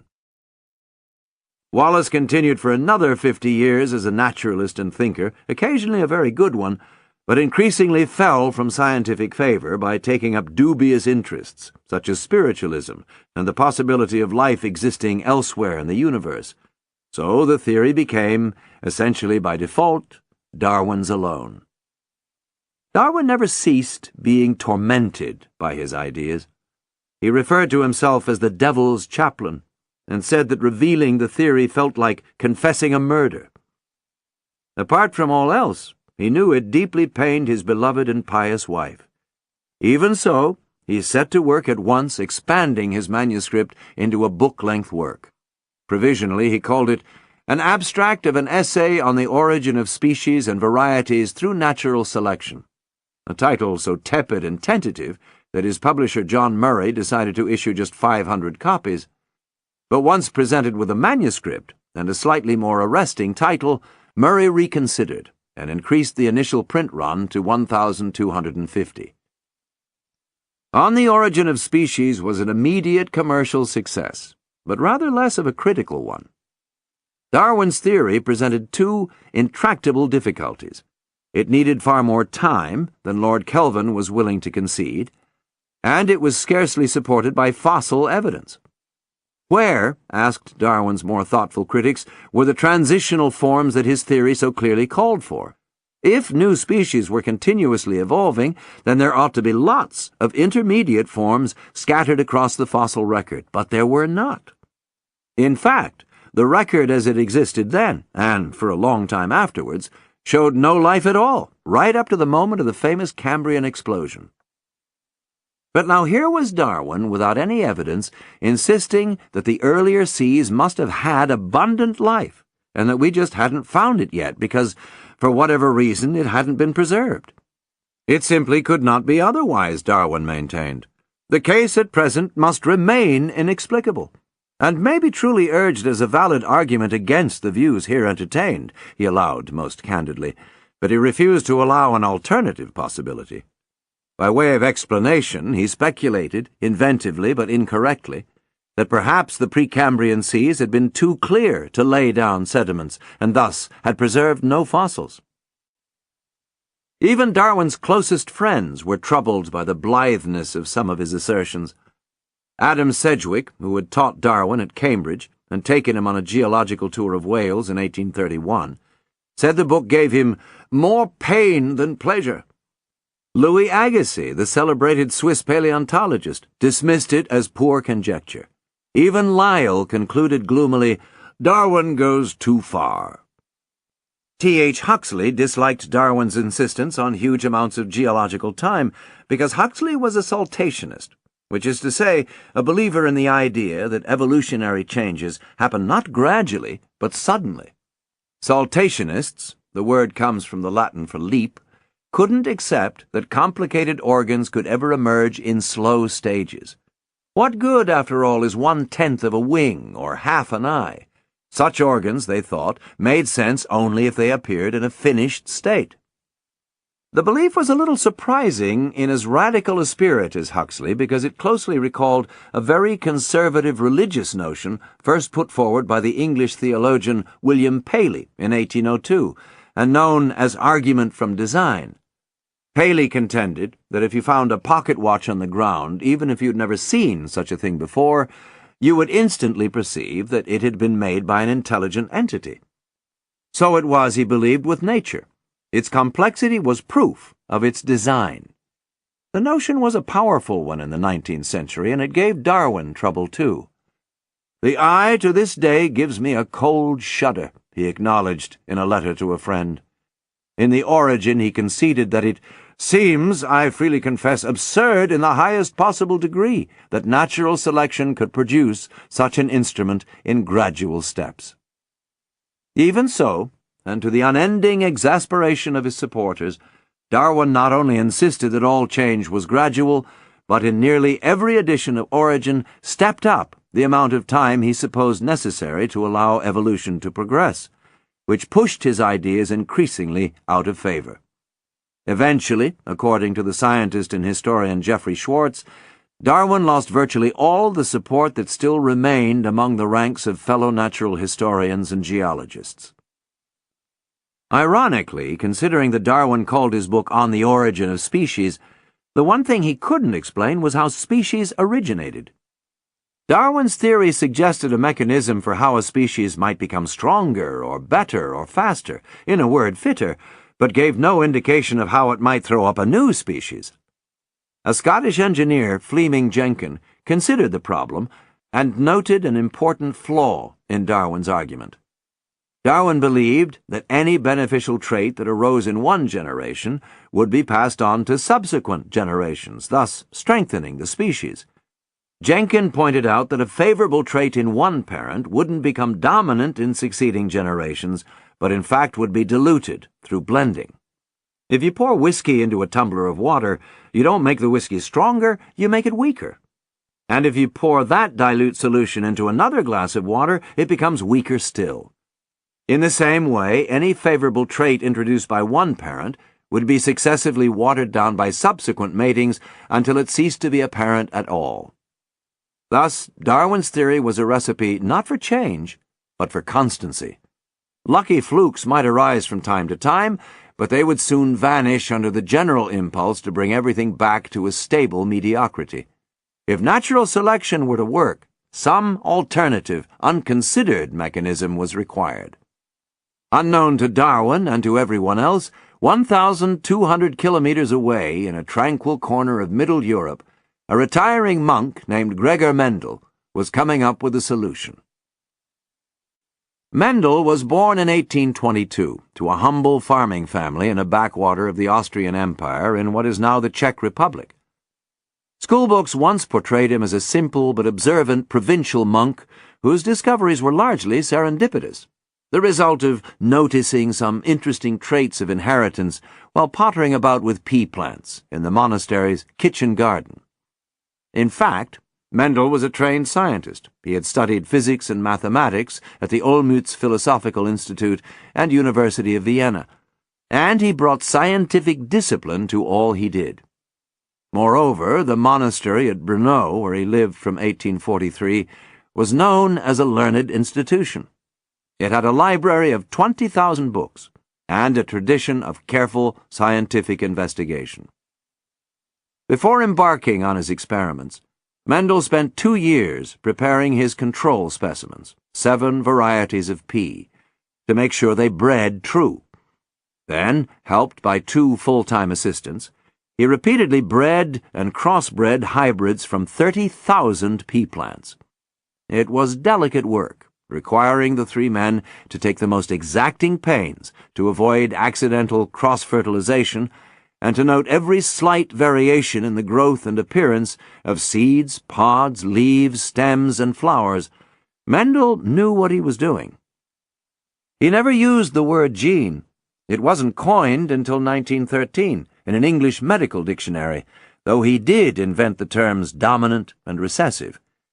What he established was that every seed contained 2 factors, or elementa, as he called them, a dominant one and a recessive one. And these factors, when combined, produced predictable patterns of inheritance. The results he converted into precise mathematical formulae. Altogether, Mendel spent 8 years on the experiments, then confirmed his results with similar experiments on flowers, corn, and other plants.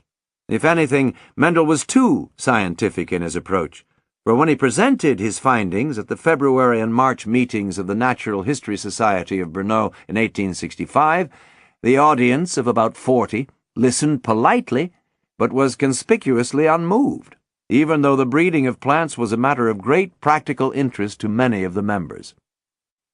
When Mendel's report was published, he eagerly sent a copy to the great Swiss botanist Carl Wilhelm von Nageli, whose support was more or less vital for the theory's prospects.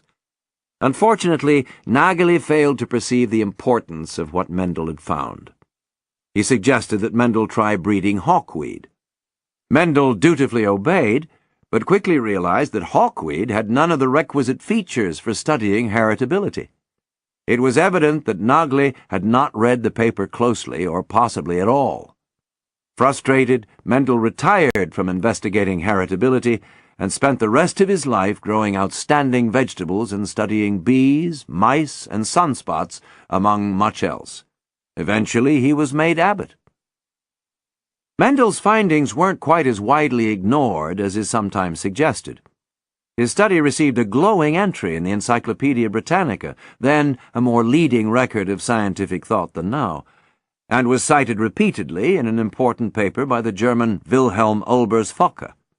Indeed, it was because Mendel's ideas never entirely sank below the waterline of scientific thought that they were so easily recovered when the world was ready for them. Together, without realizing it, Darwin and Mendel laid the groundwork for all of life sciences in the 20th century. Darwin saw that all living things are connected, that ultimately they trace their ancestry to a single common source. Mendel's work provided the mechanism to explain how that could happen. The two men could easily have helped each other. Mendel owned a German edition of The Origin of Species, which he is known to have read, so he must have realized the applicability of his work to Darwin's. Yet he appears to have made no effort to get in touch. And Darwin, for his part, is known to have studied Focke's influential paper with its repeated references to Mendel's work, but didn't connect them to his own studies. The one thing everyone thinks featured in Darwin's argument, that humans are descended from apes, didn't feature at all, except as one passing illusion. Even so, it took no great leap of imagination to see the implications for human development in Darwin's theories, and it became an immediate talking point. The showdown came on Saturday, the 30th of June, 1860, at a meeting of the British Association for the Advancement of Science in Oxford. Huxley had been urged to attend by Robert Chambers, author of Vestiges of the Natural History of Creation, though he was still unaware of Chambers's connection to that contentious tome. Darwin, as ever, was absent. The meeting was held at the Oxford Zoological Museum. More than 1,000 people crowded into the chamber. Hundreds more were turned away. People knew that something big was going to happen, though they had first to wait while a slumber-inducing speaker named John William Draper of New York University bravely slogged his way through 2 hours of introductory remarks on the intellectual development of Europe considered with reference to the views of Mr. Darwin. Finally, the Bishop of Oxford, Samuel Wilberforce, rose to speak. Wilberforce had been briefed, or so it is generally assumed, by the ardent anti-Darwinian Richard Owen, who had been a guest in his home the night before. As nearly always with events that end in uproar, accounts of what exactly transpired vary widely. In the most popular version, Wilberforce, when properly in flow, turned to Huxley with a dry smile and demanded of him whether he claimed attachment to the apes by way of his grandmother or grandfather. The remark was doubtless intended as a quip, but it came across as an icy challenge. According to his own account, Huxley turned to his neighbor and whispered, "The Lord hath delivered him into my hands," then rose with a certain relish. Others, however, recalled a Huxley trembling with fury and indignation. At all events, Huxley declared that he would rather claim kinship to an ape than to someone who used his eminence to propound uninformed twaddle in what was supposed to be a serious scientific forum. Such a riposte was scandalous impertinence, as well as an insult to Wilberforce's office, and the proceedings instantly collapsed into tumult. A Lady Brewster fainted. Robert Fitzroy, Darwin's companion on the Beagle 25 years before, wandered through the hall with a Bible held aloft, shouting, "The book! The book!" He was at the conference to present a paper on storms in his capacity as head of the newly created meteorological department. Interestingly, each side afterwards claimed to have routed the other. Darwin did eventually make his belief in our kinship with the apes explicit in The Descent of Man in 1871. The conclusion was a bold one, since nothing in the fossil record supported such a notion. The only known early human remains of that time were the famous Neanderthal bones from Germany, and a few uncertain fragments of jawbones, and many respected authorities refused to believe even in their antiquity. The Descent of Man was altogether a more controversial book than The Origin, but by the time of its appearance the world had grown less excitable, and its arguments caused much less of a stir. For the most part, however, Darwin passed his twilight years on other projects, most of which touched only tangentially on questions of natural selection. He spent amazingly long periods picking through bird droppings, scrutinizing the contents in an attempt to understand how seeds spread between continents, and spent years more studying the behavior of worms. One of his experiments was to play the piano to them, not to amuse them, but to study the effects on them of sound and vibration. He was the first to realize how vitally important worms are to soil fertility, It may be doubted whether there are many other animals which have played so important a part in the history of the world, he wrote in his masterwork on the subject, The Formation of Vegetable Mold Through the Action of Worms, 1881, which was actually more popular than On the Origin of Species had ever been. Among his other books were On the Various Contrivances by which British and Foreign Orchids are Fertilized by Insects, 1862, Expressions of the Emotions in Man and Animals, 1872, which sold almost 5,300 copies on its first day, The Effects of Cross and Self-Fertilization in the Vegetable Kingdom, 1876, a subject that came improbably close to Mendel's own work without attaining anything like the same insights, and The Power of Movement in Plants. Finally, but not least, he devoted much effort to studying the consequences of inbreeding, a matter of private interest to him. Having married his own cousin, Darwin glumly suspected that certain physical and mental frailties among his children arose from a lack of diversity in his family tree. Darwin was often honored in his lifetime, but never for On the Origin of Species or The Descent of Man.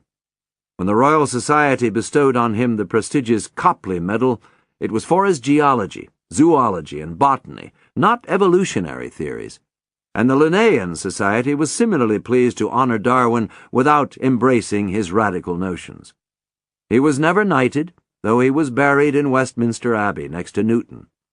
He died at Down in April 1882. Mendel died 2 years later. Darwin's theory didn't really gain widespread acceptance until the 1930s and 1940s, with the advance of a refined theory called, with a certain hauteur, the modern synthesis, combining Darwin's ideas with those of Mendel and others. For Mendel, appreciation was also posthumous, though it came somewhat sooner. In 1900, 3 scientists, working separately in Europe, rediscovered Mendel's work more or less simultaneously. It was only because one of them, a Dutchman named Hugo de Vries, seemed set to claim Mendel's insights as his own, that a rival made it noisily clear that the credit really lay with the forgotten monk. The world was almost, but not quite, ready to begin to understand how we got here, how we made each other.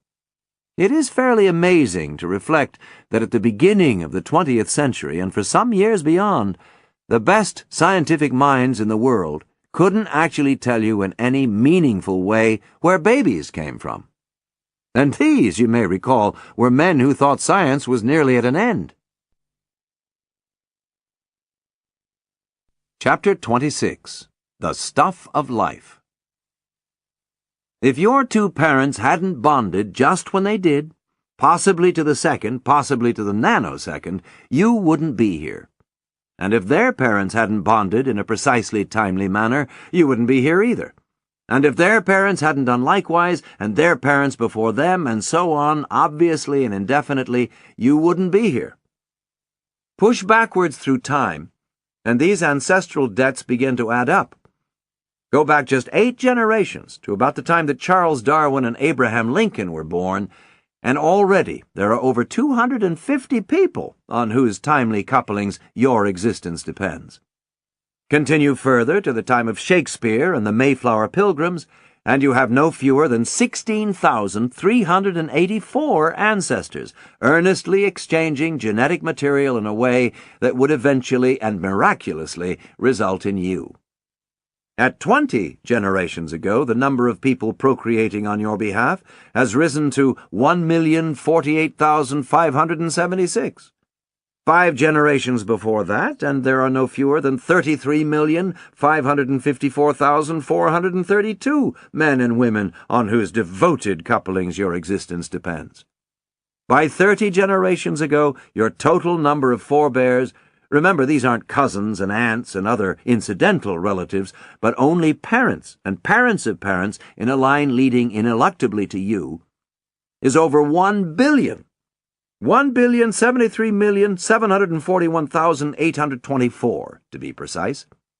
If you go back 64 generations to the time of the Romans, the number of people on whose cooperative efforts your eventual existence depends has risen to approximately 1 million trillion, which is several thousand times the total number of people who have ever lived. Clearly, something has gone wrong with our maths here. The answer, it may interest you to learn, is that your line is not pure. You couldn't be here without a little incest. Actually, quite a lot of incest, albeit at a genetically discrete remove. With so many millions of ancestors in your background, there will have been many occasions when a relative from your mother's side of the family procreated with some distant cousin from your father's side of the ledger. In fact, if you are in a partnership now with someone from your own race and country, the chances are excellent that you are at some level related. Indeed, if you look around you on a bus or in a park or cafe or any crowded place, most of the people you see are very probably relatives. When someone boasts to you that he is descended from Shakespeare or William the Conqueror, you should answer at once, "Me too!" In the most literal and fundamental sense, we are all family. We are also uncannily alike. Compare your genes with any other human beings, and on average there will be about 99.9% the same. That is what makes us a species. The tiny differences in that remaining 0.1%, roughly one nucleotide base in every 1,000, to quote the British geneticist and recent Nobel laureate John Sulston, are what endow us with our individuality. Much has been made in recent years of the piecing together of the human genome. In fact, there is no such thing as the human genome. Every human genome is different. Otherwise, we would all be identical. It is the endless recombinations of our genomes, each nearly identical to all the others, but not quite, that make us what we are, both as individuals and as a species. Baladash Anaria Malanore. Shola. Salama Ashalanore. Anu Belore Delanar. The dark times will pass. The dark times will pass.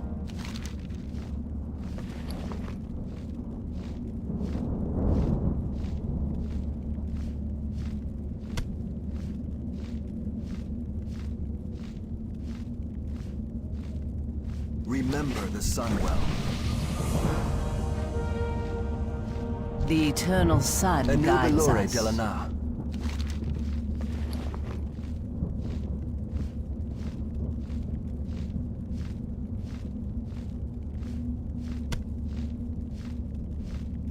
Keep your wits about you.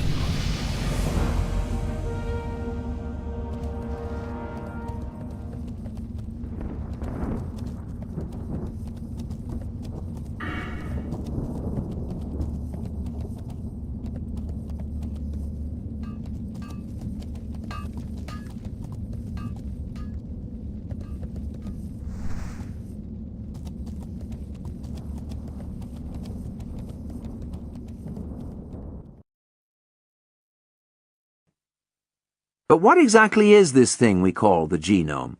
And what, come to that, are genes? Well, start with a cell again. Inside the cell is a nucleus, and inside each nucleus are the chromosomes, 46 little bundles of complexity, of which 23 come from your mother and 23 from your father. With a very few exceptions, every cell in your body, 99.999% of them say, carries the same complement of chromosomes. The exceptions are the red blood cells, some immune system cells, and egg and sperm cells, which for various organizational reasons don't carry the full genetic package. Chromosomes constitute the complete set of instructions necessary to make and maintain you, and are made of long strands of a little wonder chemical called deoxyribonucleic acid.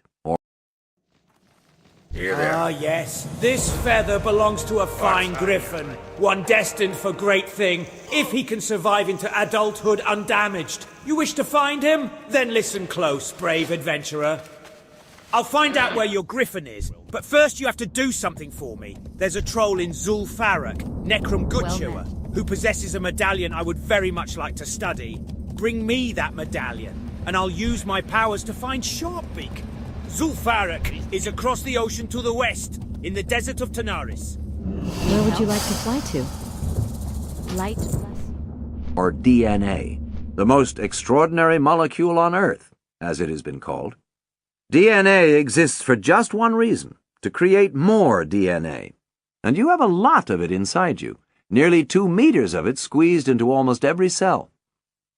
Each length of DNA comprises some 3.2 billion letters of coding, enough to provide 10 to the 3,480,000,000th possible combinations, guaranteed to be unique against all conceivable odds, in the words of Christian de Duve.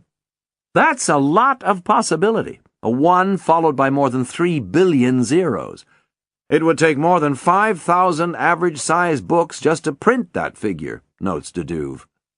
Look at yourself in the mirror and reflect upon the fact that you are beholding 10,000 trillion cells, and that almost every one of them holds 2 yards of densely compacted DNA, and you begin to appreciate just how much of this stuff you carry around with you. If all your DNA were woven into a single fine strand, there would be enough of it to stretch from the Earth to the Moon and back, not once or twice, but again and again. Altogether, according to one calculation, you may have as much as 20 million kilometers of DNA bundled up inside you. Your body, in short, loves to make DNA, and without it you couldn't live. Yet DNA is not itself alive. No molecule is, but DNA is, as it were, especially unalive. It is among the most non-reactive, chemically inert molecules in the living world, in the words of the geneticist Richard Lewontin. That is why it can be recovered from patches of long-dried blood or semen in murder investigations, and coaxed from the bones of ancient Neanderthals. It also explains why it took scientists so long to work out how a substance so mystifyingly low-key, so in a word lifeless, could be at the very heart of life itself. As a known entity, DNA has been around longer than you might think. It was discovered as far back as 1869 by Johann Friedrich Miescher, a Swiss scientist working at the University of Tübingen in Germany. While delving microscopically through the pus in surgical bandages, Miescher found a substance he didn't recognize and called it nuclein because it resided in the nuclei of cells. At the time, Miescher did little more than note its existence, but nuclein clearly remained on his mind. For 23 years later, in a letter to his uncle, he raised the possibility that such molecules could be the agents behind heredity. This was an extraordinary insight, but one so far in advance of the day's scientific requirements that it attracted no attention at all. For most of the next half-century, the common assumption was that the material, now called deoxyribonucleic acid, or DNA, had at most a subsidiary role in matters of heredity. It was too simple. It had just 4 basic components called nucleotides, which was like having an alphabet of just 4 letters. How could you possibly write the story of life with such a rudimentary alphabet? The answer is that you do it in much the way that you create complex messages with the simple dots and dashes of Morse code, by combining them. DNA didn't do anything at all, as far as anyone could tell. It just sat there in the nucleus, possibly binding the chromosome in some way, or adding a splash of acidity on command, or fulfilling some other trivial task that no one had yet thought of. The necessary complexity, it was thought, had to exist in proteins in the nucleus. There were, however, 2 problems with dismissing DNA. First, there was so much of it, nearly 2 meters in nearly every nucleus, so clearly the cells esteemed it in some important way. On top of this, it kept turning up like the suspect in a murder mystery in experiments. In 2 studies in particular, one involving the pneumococcus bacterium and another involving bacteriophages, viruses that infect bacteria, DNA betrayed an importance that could be explained only if its role were more central than prevailing thought allowed. The evidence suggested that DNA was somehow involved in the making of proteins, a process vital to life. Yet it was also clear that proteins were being made outside the nucleus, well away from the DNA that was supposedly directing their assembly. No one could understand how DNA could possibly be getting messages to the proteins. The answer, we now know, was RNA, or ribonucleic acid, which acts as an interpreter between the two. It is a notable oddity of biology that DNA and proteins don't speak the same language. For almost 4 billion years they have been living the world's great double act, and yet they answer to mutually incompatible codes, as if one spoke Spanish and the other Hindi. To communicate, they need a mediator in the form of RNA. Working with a kind of chemical clerk called a ribosome, RNA translates information from a cell's DNA into terms proteins can understand and act upon. However, by the early 1900s, where we resume our story, we were still a very long way from understanding that, or indeed almost anything else to do with the confused business of heredity. Clearly there was a need for some inspired and clever experimentation, and happily the age produced a young person with a diligence and aptitude to undertake it. His name was Thomas Hunt Morgan, and in 1904, just 4 years after the timely rediscovery of Mendel's experiments with pea plants, and still almost a decade before gene would even become a word, he began to do remarkably dedicated things with chromosomes. Hiya! This workshop isn't mine, no. But one day after I finish training, I'm going to be an inventor, just like my hero, Marvin Rivetseeker. You've never heard of him? Well, it just so happens that he left quite some time ago to study some ancient troll ruins he kept talking about. He left with a Zeppelin. Not quite sure about where exactly he went. Tanarasin, Tankaris, Tanaranasani. No, that's not it. Being an apprentice to Marvin Rivetseeker, I've learned so much, but he's been gone for such a long time now, so I think I'm going to work on some experiments of my own. I've been reading about Ungoro Crater most recently, and about the strange volcanic activity going on in the middle of the crater. I think a lot could be learned if I could just get some of the ash from the elementals there. Do you think you'd mind collecting some for me, if you're going that way? Chromosomes had been discovered by chance in 1888, and were so called because they readily absorbed dye, and thus were easy to see under the microscope. By the turn of the century, it was strongly suspected that they were involved in the passing on of traits, but no one knew how, or even really whether they did this. Morgan chose as his subject of study a tiny, delicate fly formerly called Drosophila melanogaster, but more commonly known as the fruit fly, or vinegar fly, banana fly, or garbage fly. Drosophila is familiar to most of us as that frail, colorless insect that seems to have a compulsive urge to drown in our drinks. As laboratory specimens, fruit flies had certain very attractive advantages. They cost almost nothing to house and feed, could be bred by the millions in milk bottles, went from egg to productive parenthood in 10 days or less, and had just 4 chromosomes, which kept things conveniently simple. Working out of a small lab, which became known inevitably as the Fly Room, in Schermerhorn Hall at Columbia University in New York, Morgan and his team embarked on a program of meticulous breeding and crossbreeding involving millions of flies. One biographer says billions, though that is probably an exaggeration, each of which had to be captured with tweezers and examined under a jeweler's glass for any tiny variations in inheritance. For 6 years, they tried to produce mutations by any means they could think of, zapping the flies with radiation and X-rays, rearing them in bright light and darkness, baking them gently in ovens, spinning them crazily in centrifuges, but nothing worked. Morgan was on the brink of giving up when there occurred a sudden and repeatable mutation, a fly that had white eyes rather than the usual red ones. With this breakthrough, Morgan and his assistants were able to generate useful deformities, allowing them to track a trait through successive generations. By such means, they could work out the correlations between particular characteristics and individual chromosomes, eventually proving to more or less everyone's satisfaction that chromosomes were at the heart of inheritance.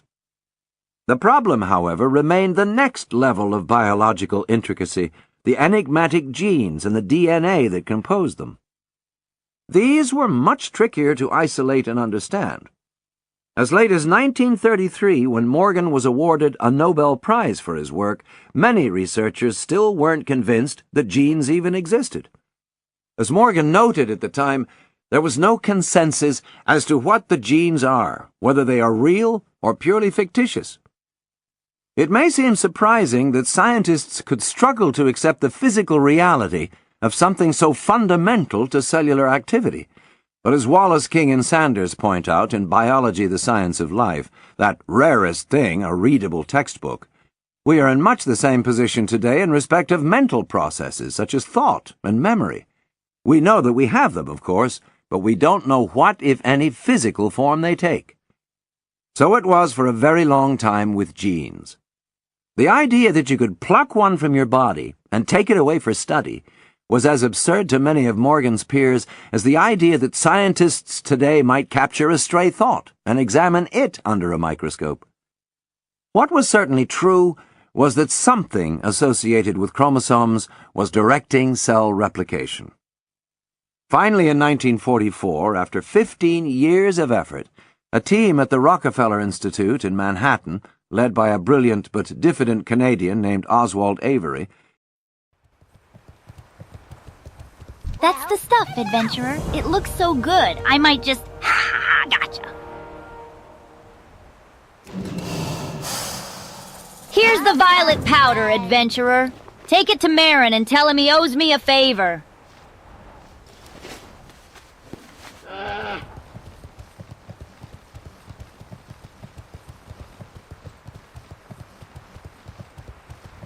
Living out here in the desert is rough. I get so thirsty standing outside in this heat. Violet powder, eh? Let's give it a try. It sure couldn't make it any worse, that's for sure. Now, to mix this powder in with the dew, come back and talk to me in a minute, after I perfected the fabulous noggin fogger elixir. Drink this! It's absolutely wonderful. I knew I had it in me. Oh, thanks again, adventurer, for your help. But please, stand a little to the side, will you? You're blocking my business. I'm going to make millions on the fabulous noggin fogger elixir. Millions, what's that? Sprinkle says I owe her a favor? Oh, that's Sprinkle, such a kidder.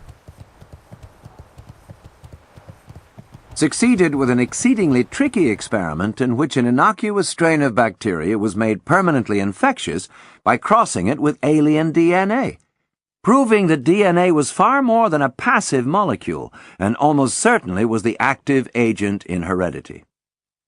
The Austrian-born biochemist Erwin Chargaff later quite seriously suggested that Avery's discovery was worth 2 Nobel Prizes.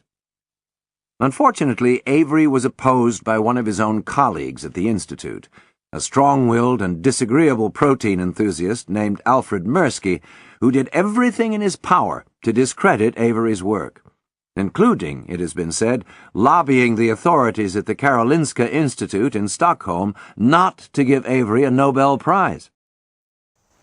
I know, I'm out here in the middle of nowhere. My home is actually in Ratchet, but after crashing my Zeppelin here, I thought I might as well start the research I came here to do. Yeah, this is the stone. It's all coming back to me now, adventurer.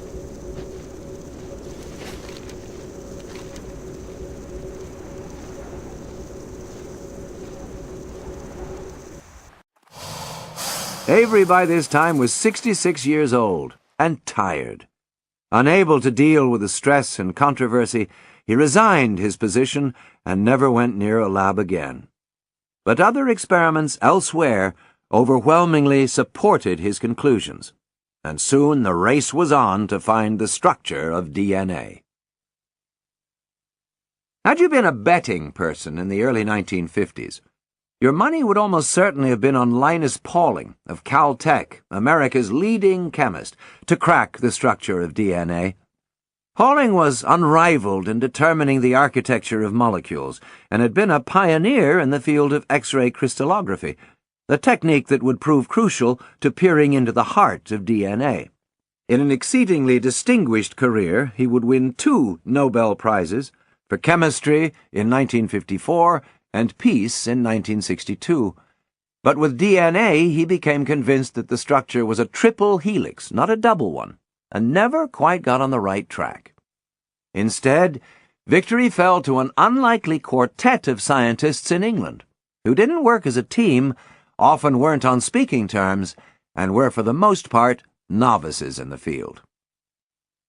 Of the four, the nearest to a conventional boffin was Maurice Wilkins, who had spent much of the Second World War helping to design the atomic bomb. Two of the others, Rosalind Franklin and Francis Crick, had spent their war years working for the British government on mines, Crick on the type that blow up, Franklin on the type that produce coal. The most unconventional of the foursome was James Watson, an American prodigy who as a boy had distinguished himself as a member of a highly popular radio program called The Quiz Kids, and thus could claim to be at least part of the inspiration for some of the members of the Glass family in Franny and Zooey and other works by J.D. Salinger, and who had entered the University of Chicago aged just 15. He had earned his Ph.D. by the age of 22 and was now attached to the famous Cavendish Laboratory in Cambridge. In 1951, he was a gawky 23-year-old with a strikingly lively head of hair that appears in photographs to be straining to attach itself to some powerful magnet just out of frame. Crick, 12 years older and still without a doctorate, was less memorably hirsute and slightly more tweedy. In Watson's account, he is presented as blustery, nosy, cheerfully argumentative, impatient with anyone slow to share a notion, and constantly in danger of being asked to go elsewhere. Neither was formally trained in biochemistry. They assumed, correctly as it turned out, that if you could determine the shape of a DNA molecule, you would be able to see how it did what it did. They hoped to achieve this, it would appear, by doing as little work as possible beyond thinking, and no more of that than was absolutely necessary. As Watson cheerfully, if not a touch disingenuously, remarked in his autobiographical book The Double Helix, "It was my hope that the gene might be solved without my learning any chemistry." They weren't actually assigned to work on DNA, and at one point were ordered to stop doing it. Watson was ostensibly mastering the art of crystallography. Crick was supposed to be completing a thesis on the X-ray diffraction of large molecules. Although Crick and Watson enjoy nearly all the credit in popular accounts for solving the mystery of DNA, their breakthrough was crucially dependent on experimental work done by their competitors, the results of which were obtained fortuitously, in the tactful words of the historian Lisa Jardine. Far ahead of them, at least at the beginning, were two academics at King's College in London, Wilkins and Franklin. The New Zealand-born Wilkins was a retiring figure, almost to the point of invisibility. A 1998 PBS documentary on the discovery of the structure of DNA, a feat for which he shared the 1962 Nobel Prize with Crick and Watson, managed to overlook him entirely. Franklin was the most enigmatic character of them all. In a severely unflattering portrait, Watson in The Double Helix depicted Franklin as a woman who was unreasonable, secretive, chronically uncooperative, and, this seemed especially to irritate him, almost willfully unsexy. He allowed that she was not unattractive and might have been quite stunning had she taken even a mild interest in clothes. But in this she disappointed all expectations. She didn't even use lipstick, he noted in wonder, while her dress sense showed all the imagination of English blue-stocking adolescents. However, she did have the best images in existence of the possible structure of DNA, achieved by means of X-ray crystallography, the technique perfected by Linus Pauling. Crystallography had been used successfully to map atoms and crystals, hence crystallography, but DNA molecules were a much more finicky proposition. Only Franklin was managing to get good results from the process, but to Wilkins's perennial exasperation, she refused to share her findings. If Franklin was not warmly forthcoming with her findings, she cannot be altogether blamed. Female academics at King's in the 1950s were treated with a formalized disdain that dazzles modern sensibilities, actually any sensibilities. However senior or accomplished, they were not allowed into the college's senior common room, but instead had to take their meals in a more utilitarian chamber that even Watson conceded was dingily poky.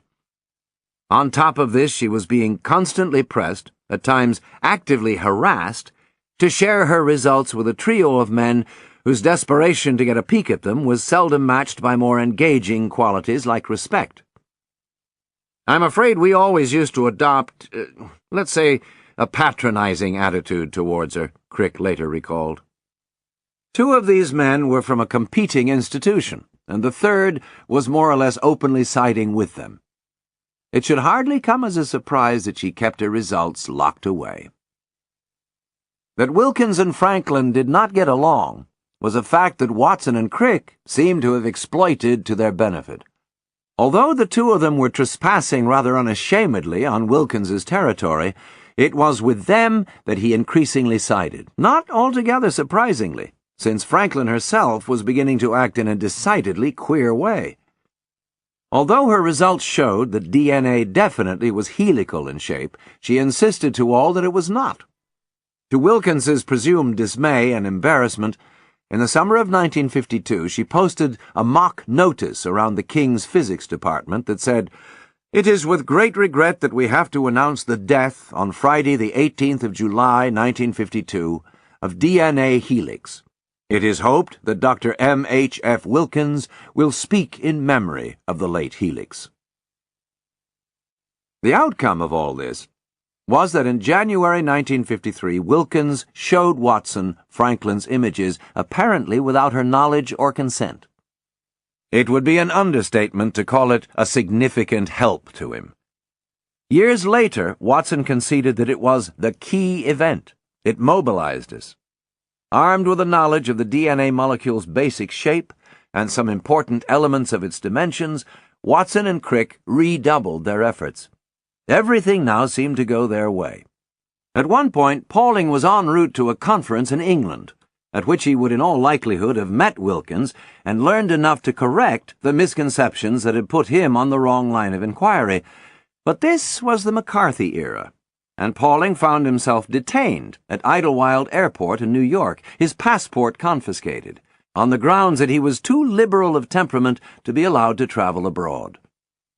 Crick and Watson also had the no less convenient good fortune that Pauling's son was working at the Cavendish and innocently kept them abreast of any news of developments and setbacks at home. Still facing the possibility of being trumped at any moment, Watson and Crick applied themselves feverishly to the problem. It was known that DNA had 4 chemical components called adenine, guanine, cytosine, and thiamine, and that these paired up in particular ways. By playing with pieces of cardboard cut into the shape of molecules, Watson and Crick were able to work out how the pieces fit together. From this, they made a mechano-like model, perhaps the most famous in modern science, consisting of metal plates bolted together in a spiral, and invited Wilkins, Franklin, and the rest of the world to have a look.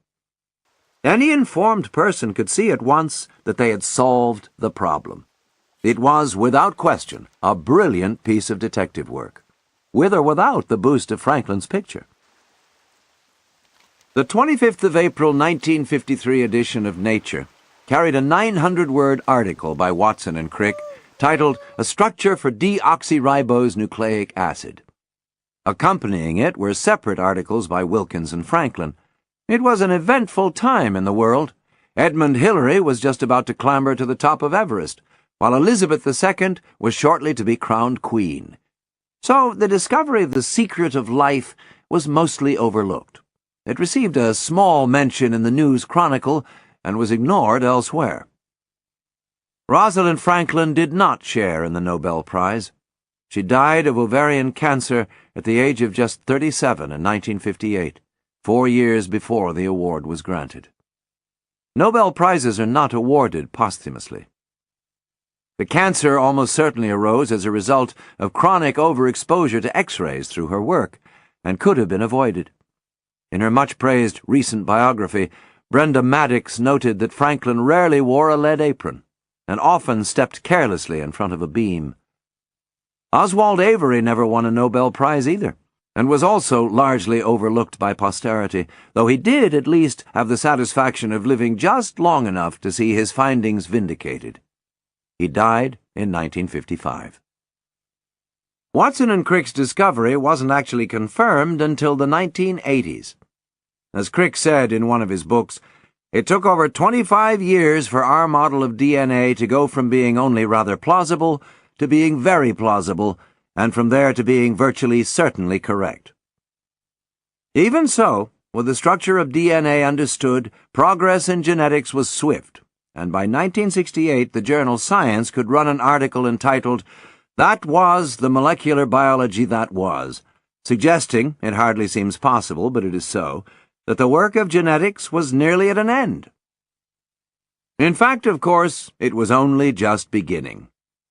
Even now there is a great deal about DNA that we scarcely understand, not least why so much of it doesn't actually seem to do anything. 97% of your DNA consists of nothing but long stretches of meaningless garble, junk, or non-coding DNA, as biochemists prefer to put it. Only here and there along each strand do you find sections that control and organize vital functions. These are the curious and long-elusive genes. Genes are nothing more nor less than instructions to make proteins. This they do with a certain dull fidelity. In this sense, they are rather like the keys of a piano, each playing a single note and nothing else, which is obviously a trifle monotonous, but combine the genes, as you would combine piano keys, and you can create chords and melodies of infinite variety. Put all these genes together and you have, to continue the metaphor, the great symphony of existence known as the human genome. An alternative and more common way to regard the genome is as a kind of instruction manual for the body. Viewed this way, the chromosomes can be imagined as the book's chapters, and the genes as individual instructions for making proteins. The words in which the instructions are written are called codons, and the letters are known as bases. The bases, the letters of the genetic alphabet, consist of the 4 nucleotides mentioned a while back: adenine, thymine, guanine, and cytosine.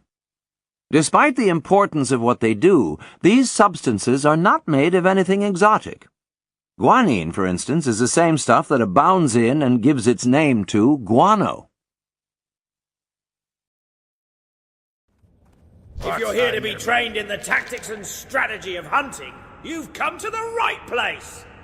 Ogtink of Azara has sent out a call for seasoned hunters such as yourself. He is a furbolg hunter who has left his tribe to aid the Cenarian Circle. His teachings are meant to enrich the wisdom of others who share his craft and guide them toward maintaining a balance. You would do well to speak with him. Ogtink resides atop the cliffs of Azara, northeast from the ruins of Eldarath.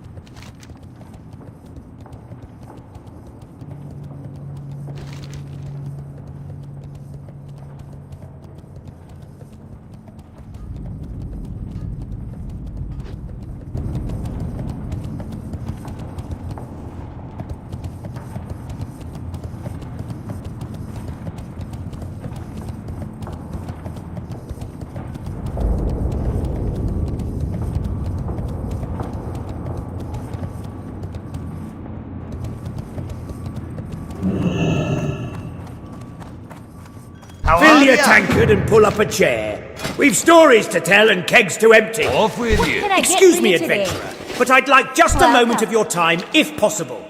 The Cenarian Circle in Darnassus is looking for seasoned adventurers such as yourself to lend them aid in a vital research project. While I do not know the specifics, I can inform you that none other than Archdruid Fandral Staghelm is spearheading this research. Please, if you are interested, speak with him directly in the Cenarian Enclave within Darnassus proper.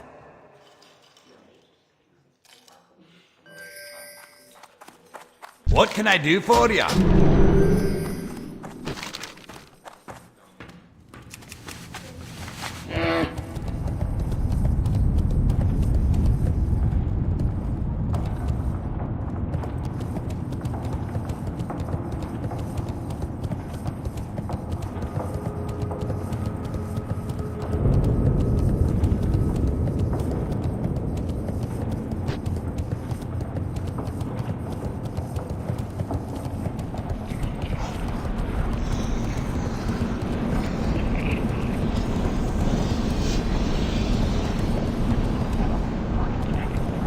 Wildhammer dwarves might have fast steeds, but can those airy-peaked griffins stand the heat of the Great Forge? I think not.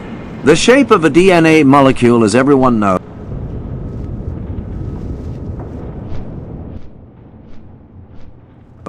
is rather like a spiral staircase or twisted rope ladder, the famous double helix. The uprights of this structure are made of a type of sugar called deoxyribose, and the whole of the helix is a nucleic acid, hence the name deoxyribonucleic acid. The rungs or steps are formed by two bases joining across the space between them, and they can combine in only two ways. Guanine is always paired with cytosine, and thiamine always with adenine. The order in which these letters appear as you move up or down the ladder constitutes the DNA code. Logging it has been the job of the Human Genome Projects. Now, the particular brilliance of DNA lies in its manner of replication. When it is time to produce a new DNA molecule, the two strands part down the middle like the zip on a jacket, and each half goes off to form a new partnership. Because each nucleotide along a strand pairs up with a specific other nucleotide, each strand serves as a template for the creation of a new matching strand. If you possess just one strand of your own DNA, you could easily enough reconstruct the matching side by working out the necessary partnerships. If the topmost rung on one strand was made of guanine, then you would know that the topmost rung on the matching strand must be cytosine. Work your way down the ladder through all the nucleotide pairings, and eventually you would have the code for a new molecule. That is just what happens in nature, except that nature does it really quickly, in only a matter of seconds, which is quite a feat. Most of the time, our DNA replicates with dutiful accuracy, but just occasionally, about one time in a million, a letter gets into the wrong place. This is known as a single nucleotide polymorphism, or SNP, familiarly known to biochemists as a SNP. Generally, these SNPs are buried in stretches of non-coding DNA and have no detectable consequence for the body, but occasionally they make a difference. They might leave you predisposed to some disease, but equally they might confer some slight advantage, more protective pigmentation, for instance, or increased production of red blood cells for someone living at altitude.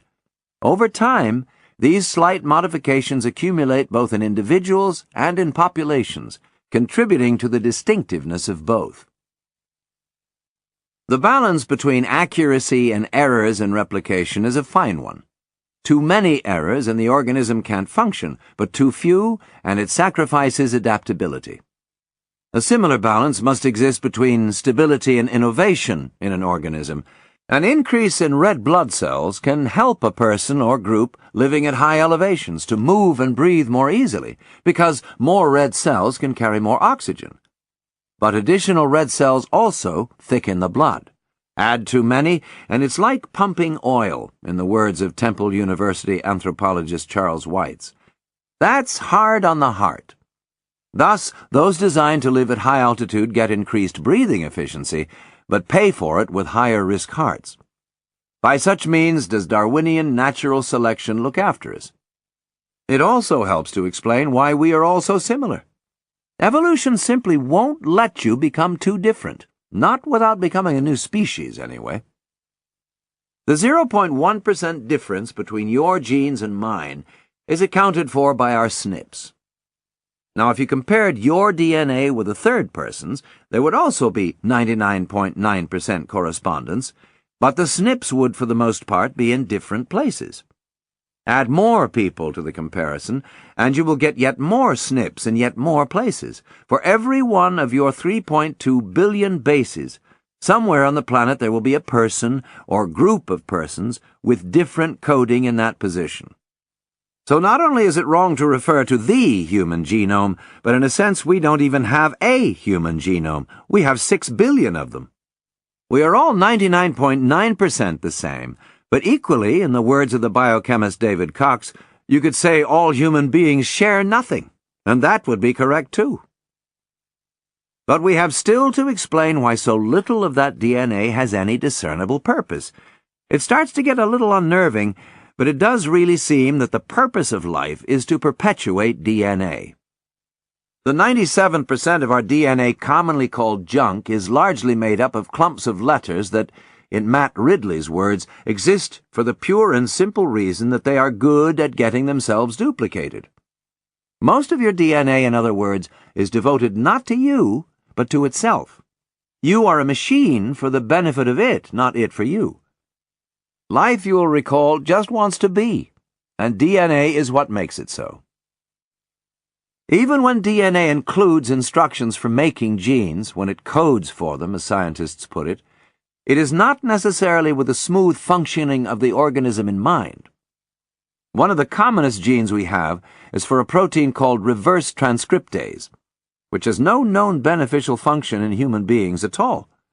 The one thing it does do is make it possible for retroviruses such as HIV to slip unnoticed into the human system.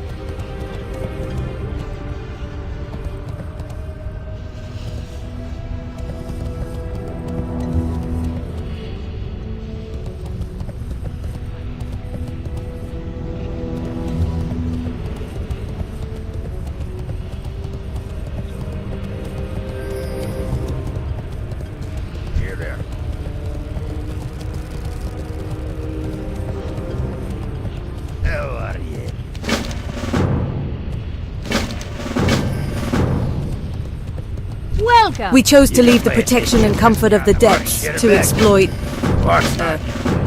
Hello? Yes, that's right. Explore the world. When Lolo doesn't want to spill any of his precious ale or get his little dress dirty, I'm called in. Yep! Old Hansel is the dwarf they use to mete out a little bit of justice and a whole lot of pain. Unfortunately, I can't dish out the beats like I used to, due to this here fat finger problem. You see, the climate out here combined with the lack of air pressure makes me fingers expand. They're like gigantic Thelsamar blood sausages, they are. You're gonna have to carry out me orders of business and what have ye. First on me agenda, pounding the living daylights out of the heavy war golems of the gorge. Go with Get honor, cracking. friend. Wouldn't you know it? Every time old Hansel wants to take a moment to relax and reflect upon his life, the powers that be give him another job. Me gots to think, come on. You know what I be saying? Come on. So these here greater lava spiders are causing a ruckus of some sort. Oilfist says they shoot fire out there. Yeah, well, anyway, such things upset the children. Guess we gots to kill 'em. Rather, you gots to kill 'em. Bunions, lad! Me bunions got bunions! How am I supposed to do any sort of killing with me feet in such disarray? That's why you're gonna help! Scrange and Burning ain't tasked me to kill these things so they can send some expeditionary teams down into the slag pit lava pools to do some exploring. Supposedly some incendosaurs or some such nonsense down there causing all kinds of problems. Now move along and don't come back till the incendosaur population be extinct. When that bastard Maltorius left our clan, he left with something more valuable than a pristine arcane crystal.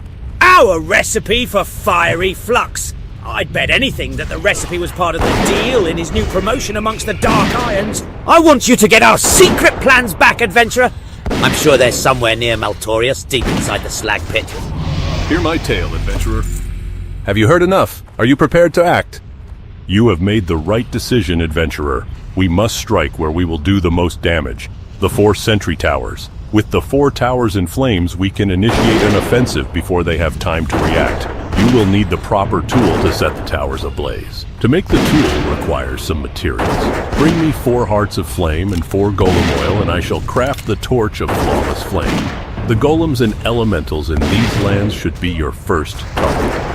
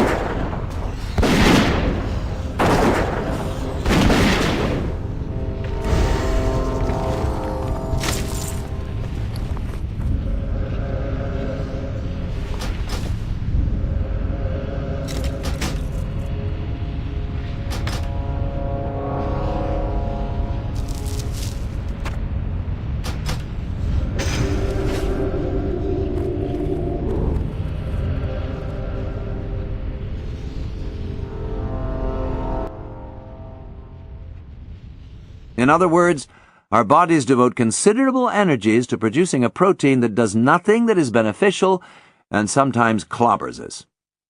Our bodies have no choice but to make it because the genes order it. We are vessels for their whims. Altogether, almost half of human genes, the largest proportion known in any organism, don't do anything at all, as far as we can tell, except reproduce themselves. All organisms are in some sense slaves to their genes. That's why salmon and spiders and other types of creature, more or less beyond counting, are prepared to die in the process of mating. The desire to breed, to disperse one's genes, is the most powerful impulse in nature.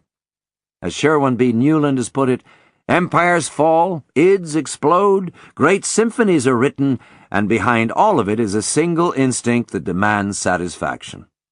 From an evolutionary point of view, sex is really just a reward mechanism to encourage us to pass on our genetic material. Scientists had only barely absorbed the surprising news that most of our DNA doesn't do anything, when even more unexpected findings began to turn up. First in Germany and then in Switzerland, researchers performed some rather bizarre experiments that produced curiously unbizarre outcomes. In one, they took the gene that controlled the development of a mouse's eye and inserted it into the larva of a fruit fly. The thought was that it might produce something interestingly grotesque. In fact, the mouse eye gene not only made a viable eye in the fruit fly, it made a fly's eye. Here were two creatures that hadn't shared a common ancestor for 500 million years, yet could swap genetic material as if they were sisters. The story was the same wherever researchers looked. They found that they could insert human DNA into certain cells of flies, and the flies would accept it as if it were their own. Over 60% of human genes, it turns out, are fundamentally the same as those found in fruit flies. At least 90% correlate at some level with those found in mice. We even have the same genes for making a tail, if only they would switch on. In field after field, researchers found that whatever organism they were working on, whether nematode worms or human beings, they were often studying essentially the same genes. Life, it appeared, was drawn up from a single set of blueprints. Further probings revealed the existence of a clutch of master control genes, each directing the development of a section of body, which were dubbed homeotic, from a Greek word meaning similar, or Hox genes. Hox genes answered the long bewildering question of how billions of embryonic cells, all arising from a single fertilized egg and carrying identical DNA, know where to go and what to do. That this one should become a liver cell, this one a stretchy neuron, this one a bubble of blood, this one part of the shimmer on a beating wing.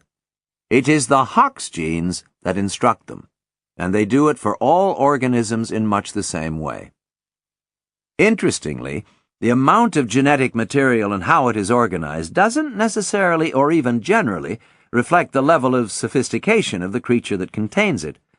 We have 46 chromosomes, but some ferns have more than 600. The lungfish, one of the least evolved of all complex animals, has 40 times as much DNA as we have. Even the common newt is more genetically splendorous than we are, by a factor of 5. Clearly, it is not the number of genes you have that matters so much as what you do with them. This is a very good thing, because the number of genes in humans has taken a big hit lately. Until recently, it was thought that humans had at least 100,000 genes, possibly a good many more, but that number was drastically reduced by the first results of the Human Genome Project, which suggested a figure more like 35,000 or 40,000 genes, about the same number as are found in grass. That came as both a surprise and a disappointment. It won't have escaped your attention that genes have been commonly implicated in any number of human frailties. Exultant scientists have at various times declared themselves to have found the genes responsible for obesity, schizophrenia, homosexuality, criminality, violence, alcoholism, even shoplifting and homelessness. Perhaps the apogee or nadir of this faith in biodeterminism was a study published in the journal Science in 1980, contending that women are genetically inferior at mathematics. In fact, we now know, almost nothing about you is so accommodatingly simple. This is clearly a pity, in one important sense, for if you had individual genes that determined height or propensity to diabetes or to baldness or any other distinguishing trait, then it would be easy, comparatively easy anyway, to isolate and tinker with them. Unfortunately, 35,000 genes functioning independently is not nearly enough to produce the kind of physical complexity that makes a satisfactory human being. Genes clearly, therefore, must cooperate. A few disorders, hemophilia, Parkinson's disease, Huntington's disease, and cystic fibrosis, for example, are caused by lone dysfunctional genes. But as a rule, disruptive genes are weeded out by natural selection long before they can become permanently troublesome to a species or population. For the most part, our fate and comfort, and even our eye color, are determined not by individual genes, but by complexes of genes working in alliance. That's why it is so hard to work out how it all fits together, and why we won't be producing designer babies anytime soon. In fact, the more we have learned in recent years, the more complicated matters have tended to become. Even thinking, it turns out, affects the way genes work. How fast a man's beard grows, for instance, is partly a function of how much he thinks about sex, because thinking about sex produces a testosterone surge. In the early 1990s, scientists made an even more profound discovery when they found they could knock out supposedly vital genes from embryonic mice and still see the mice often not only born healthy, but sometimes actually fitter than their brothers and sisters who had not been tampered with. When certain important genes were destroyed, it turned out, others were stepping in to fill the breach. This was excellent news for us as organisms, but not so good for our understanding of how cells work, since it introduced an extra layer of complexity to something that we had barely begun to understand anyway. It is largely because of these complicating factors that cracking the human genome came to be seen almost at once as only a beginning. The genome, as Eric Lander of MIT has put it, is like a parts list for the human body. It tells us what we are made of, but says nothing about how we work. What's needed now is the operating manual, instructions for how to make it go. We are not close to that point yet. So now the quest is to crack the human proteome, a concept so novel that the term proteome didn't even exist a decade ago. The proteome is the library of information that creates proteins. Unfortunately, observed Scientific American in the spring of 2002, the proteome is much more complicated than the genome. That's putting it mildly. Proteins, you will remember, are the workhorses of all living systems. As many as 100 million of them may be busy in any cell at any moment. That's a lot of activity to try to figure out. Worse, proteins' behavior and functions are based not simply on their chemistry, as with genes, but also on their shapes. To function, a protein not only must have the necessary chemical components properly assembled, but then must also be folded into an extremely specific shape. Folding is the term that's used, but it's a misleading one, as it suggests a geometric tidiness that doesn't in fact apply. Proteins loop and coil and crinkle into shapes that are at once extravagant and complex. They are more like furiously mangled coat hangers than folded towels. Moreover, proteins are, if I may be permitted to use a handy archaism, the swingers of the biological world. Depending on mood and metabolic circumstance, they will allow themselves to be phosphorylated, glycosylated, acetylated, ubiquitinated, farnesylated, sulfated, and linked to glycophosphated inositol anchors, among rather a lot else.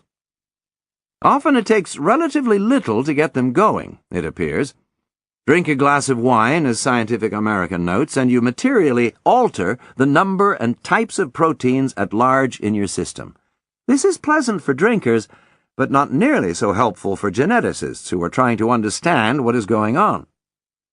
It can all begin to seem impossibly complicated, but there is also an underlying simplicity in all this too, owing to an equally elemental underlying unity in the way life works.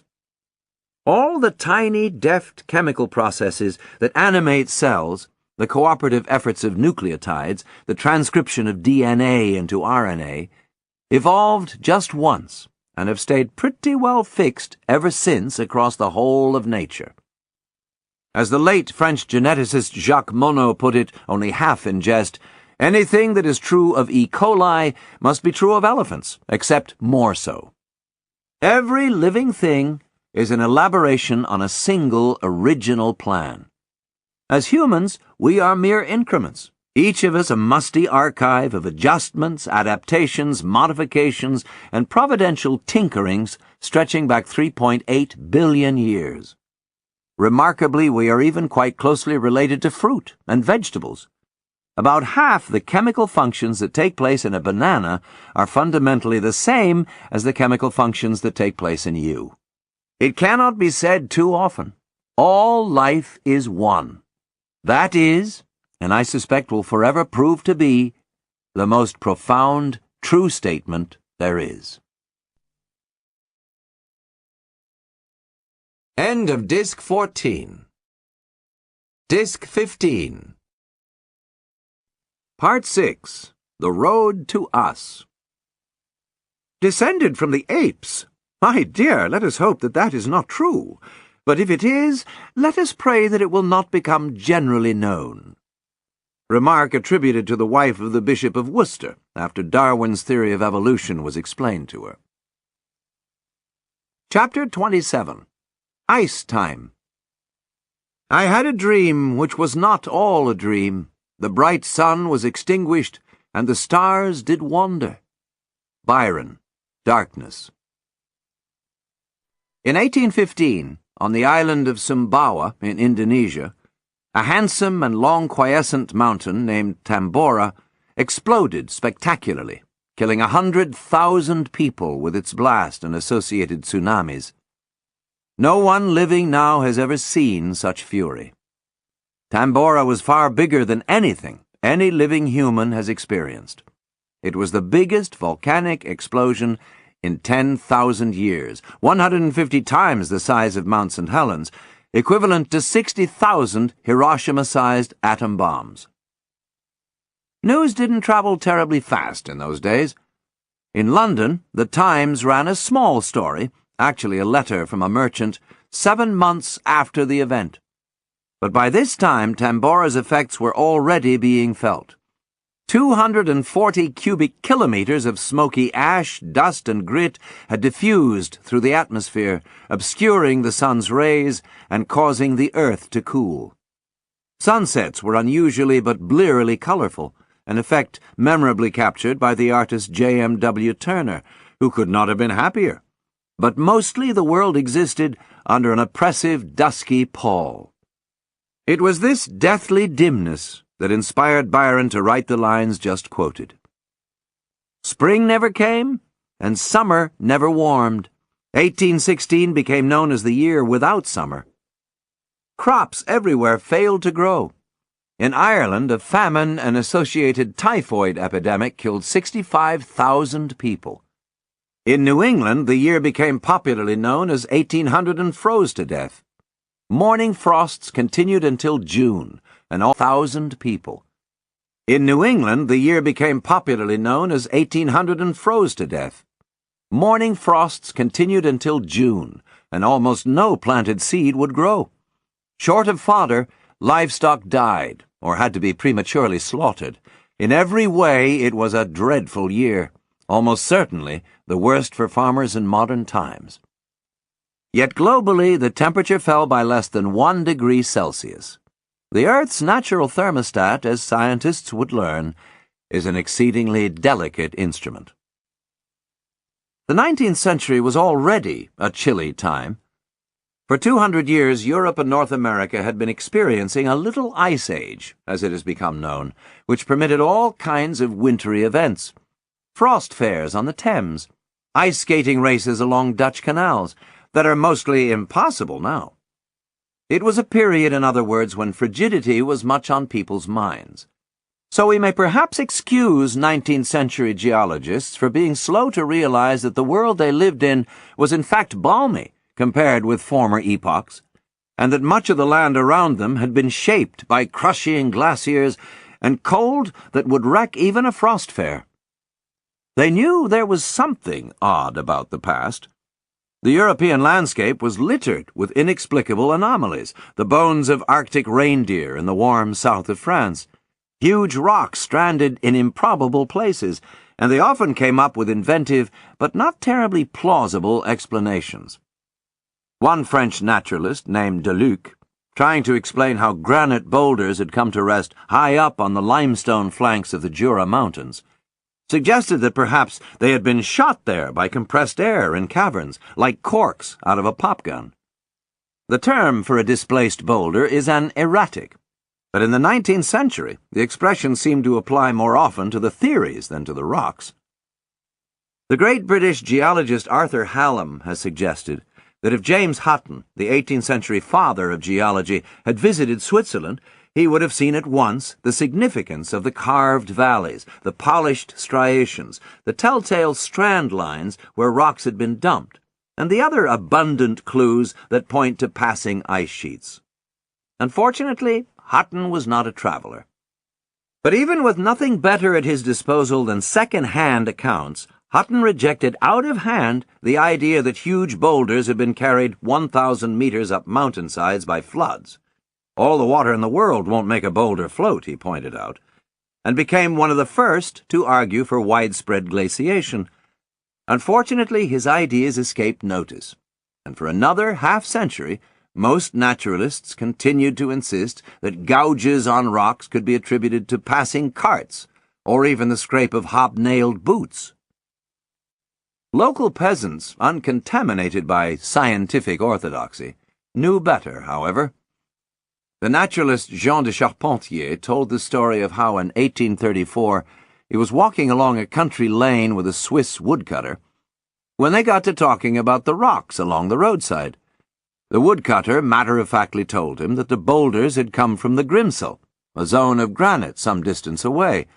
When I asked him how he thought that these stones had reached their location, he answered without hesitation, the Grimsel Glacier transported them on both sides of the valley, because that glacier extended in the past as far as the town of Bern. Charpentier was delighted, for he had come to such a view himself. But when he raised the notion at scientific gatherings, it was dismissed. One of Charpentier's closest friends was another Swiss naturalist, Louis Agassiz, who after some initial skepticism came to embrace and eventually all but appropriate the theory. Agassiz had studied under Cuvier in Paris, and now held the post of professor of natural history at the College of Neuchâtel in Switzerland. Another friend of Agassiz's, a botanist named Karl Schimper, was actually the first to coin the term Ice Age, in German Eiszeit, in 1837, and to propose that there was good evidence to show that ice had once lain heavily not just across the Swiss Alps, but over much of Europe, Asia, and North America. It was a radical notion. He lent Agassiz his notes, then came very much to regret it, as Agassiz increasingly got the credit for what Schimper felt with some legitimacy was his theory. Charpentier likewise ended up a bitter enemy of his old friend. Alexander von Humboldt, yet another friend, may have had Agassiz at least partly in mind when he observed that there are 3 stages in scientific discovery. First, people deny that it is true, then they deny that it is important, finally they credit the wrong person. At all events, Agassiz made the field his own. In his quest to understand the dynamics of glaciation, he went everywhere, deep into dangerous crevasses and up to the summits of the craggiest alpine peaks, often apparently unaware that he and his team were the first to climb them.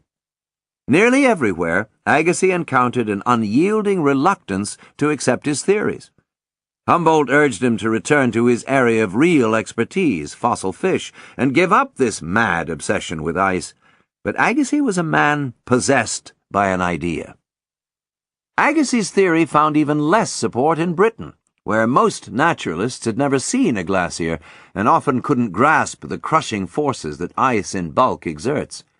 Could scratches and polish just be due to ice? Asked Roderick Murchison in a mocking tone at one meeting, evidently imagining the rocks as covered in a kind of light and glassy rime. To his dying day he expressed the frankest incredulity at those ice-mad geologists who believed that glaciers could account for so much. William Hopkins, a Cambridge professor and leading member of the Geological Society, endorsed this view, arguing that the notion that ice could transport boulders presented such obvious mechanical absurdities as to make it unworthy of the Society's attention. Undaunted, Agassiz travelled tirelessly to promote his theory. In 1840 he read a paper to a meeting of the British Association for the Advancement of Science in Glasgow, at which he was openly criticised by the great Charles Lyell. The following year, the Geological Society of Edinburgh passed a resolution conceding that there might be some general merit in the theory, but that certainly none of it applied to Scotland. Lyell did eventually come round. His moment of epiphany came when he realized that a moraine, or line of rocks, near his family estate in Scotland, which he had passed hundreds of times, could be understood only if one accepted that a glacier had dropped them there. But having become converted, Lyell then lost his nerve and backed off public support of the Ice Age idea. It was a frustrating time for Agassiz. His marriage was breaking up, Schimper was hotly accusing him of the theft of his ideas, Charpentier wouldn't speak to him, and the greatest living geologist offered support of only the most tepid and vacillating kind. In 1846, Agassiz traveled to America to give a series of lectures, and there at last found the esteem he craved. Harvard gave him a professorship and built him a first-rate museum, the Museum of Comparative Zoology. Doubtless it helped that he had settled in New England, where the long winters encouraged a certain sympathy for the idea of interminable periods of cold. It also helped that 6 years after his arrival, the first scientific expedition to Greenland reported that nearly the whole of that semi-continent was covered in an ice sheet, just like the ancient one imagined in Agassiz's theory. At long last, his ideas began to find a real following. The one central defect of Agassiz's theory was that his ice ages had no cause, but assistance was about to come from an unlikely quarter. In the 1860s, journals and other learned publications in Britain began to receive papers on hydrostatics, electricity, and other scientific subjects from a James Croll of Anderson's University in Glasgow. One of the papers, on how variations in the Earth's orbit might have precipitated ice ages, was published in the Philosophical magazine in 1864 and was recognized at once as a work of the highest standard. So there was some surprise, and perhaps just a touch of embarrassment, when it turned out that Croll was not an academic at the university, but a janitor. Born in 1821, Croll grew up poor, and his formal education lasted only to the age of 13. He worked at a variety of jobs, as a carpenter, insurance salesman, keeper of a temperance hotel, before taking a position as a janitor at Anderson's, now the University of Strathclyde in Glasgow. Inducing his brother to do much of his work, he was able to pass many quiet evenings in the university library, teaching himself physics, mechanics, astronomy, hydrostatics, and the other fashionable sciences of the day, and gradually began to produce a string of papers, with a particular emphasis on the motions of the Earth and their effect on climate. Croll was the first to suggest that cyclical changes in the shape of the Earth's orbit from elliptical, which is to say slightly oval, to nearly circular to elliptical again, might explain the onset and retreat of ice ages. No one had ever thought before to consider an astronomical explanation for variations in the Earth's weather. Thanks almost entirely to Croll's persuasive theory, people in Britain began to become more responsive to the notion that at some former time, parts of the Earth had been in the grip of ice. When his ingenuity and aptitude were recognized, Croll was given a job at the Geological Survey of Scotland and widely honored. He was made a Fellow of the Royal Society in London and of the New York Academy of Science, and given an honorary degree from the University of St. Andrews, among much else. Unfortunately, just as Agassiz's theory was at last beginning to find converts in Europe, he was busy taking it into ever more exotic territory in America. He began to find evidence for glaciers practically everywhere he looked, including near the equator. Eventually he became convinced that ice had once covered the whole Earth, extinguishing all life, which God had then recreated. None of the evidence Agassiz cited supported such a view. Nonetheless, in his adopted country, his stature grew and grew, until he was regarded as only slightly below a deity. When he died in 1873, Harvard felt it necessary to appoint 3 professors to take his place. Yet, as sometimes happens, his theories fell swiftly out of fashion. Less than a decade after his death, his successor in the chair of geology at Harvard wrote that the so-called glacial epoch, so popular a few years ago among glacial geologists, may now be rejected without hesitation. Part of the problem was that Croll's computations suggested that the most recent ice age occurred 80,000 years ago, whereas the geological evidence increasingly indicated that the Earth had undergone some sort of dramatic perturbation much more recently than that. Without a plausible explanation for what might have provoked an ice age, the whole theory fell into abeyance. There it might have remained for some time, had it not been for a Serbian academic named Milutin Milankovic, who had no background in celestial motions at all. He was a mechanical engineer by training, but who, in the early 1900s, developed an unexpected interest in the matter. Milankovic realized that the problem with Kroll's theory was not that it was incorrect, but that it was too simple. As the Earth moves through space, it is subject not just to variations in the length and shape of its orbit, but also to rhythmic shifts in its angle of orientation to the Sun, its tilt and pitch and wobble, all affecting the duration and intensity of sunlight falling on any patch of land. In particular, it is subject to 3 changes in position, known formally as its obliquity, precession, and eccentricity, over long periods of time. Milankovic wondered if there might be a relationship between these complex cycles and the comings and goings of ice ages. The difficulty was that the cycles were of widely different lengths, of approximately 20,000, 40,000, and 100,000 years, respectively, but varying in each case by up to a few thousand years, which meant that determining their points of intersection over long spans of time involved a nearly endless amount of exceedingly devoted computation. Essentially, Milankovic had to work out the angle and duration of incoming solar radiation at every latitude on Earth, in every season, for 1,000,000 years, adjusted for 3 ever-changing variables. Happily, this was precisely the sort of repetitive toil that suited Milankovic's temperament. For the next 20 years, even while on holiday, he worked ceaselessly with pencil and slide rule, computing the tables of his cycles. Work that now could be completed in a day or 2 with a computer.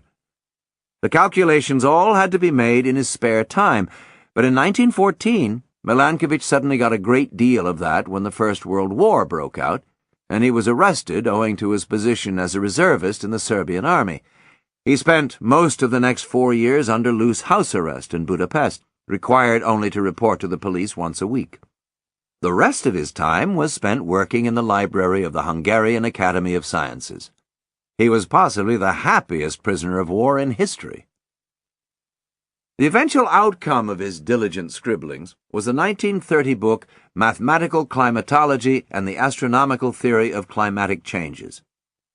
Milankovic was right that there was a relationship between ice ages and planetary wobble, though like most people he assumed that it was a gradual increase in harsh winters that led to these long spells of coldness.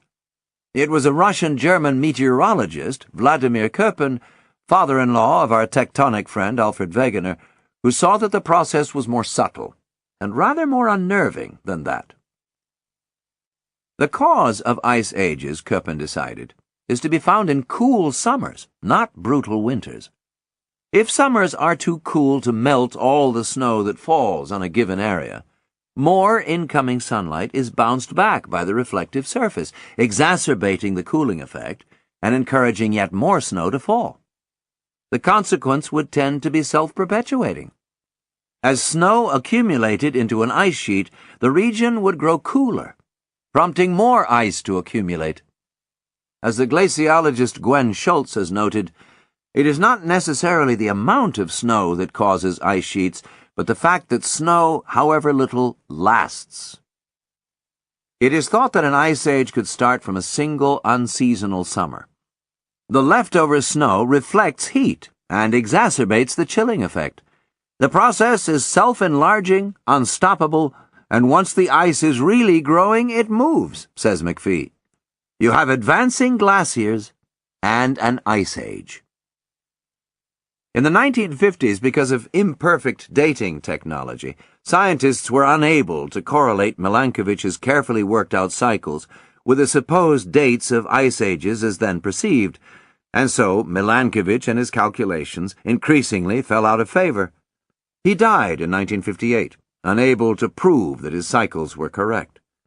By this time, in the words of one history of the period, you would have been hard-pressed to find a geologist or meteorologist who regarded the model as being anything more than an historical curiosity. Not until the 1970s and the refinement of a potassium-argon method for dating ancient seafloor sediments were his theories finally vindicated. The Milankovitch cycles alone are not enough to explain cycles of ice ages. Many other factors are involved, not least the disposition of the continents, in particular the presence of land masses over the poles, but the specifics of these are imperfectly understood. It has been suggested, however, that if you hauled North America, Eurasia, and Greenland just 500 kilometers north, we would have permanent and inescapable ice ages. We are very lucky, it appears, to get any good weather at all. Even less well understood are the cycles of comparative balminess within ice ages known as interglacials. It is mildly disconcerting to reflect that the whole of meaningful human history, the development of farming, the creation of towns, the rise of mathematics and writing and science and all the rest, has taken place within an atypical patch of fair weather. Previous interglacials have lasted as little as 8,000 years. Our own has already passed its 10,000th anniversary.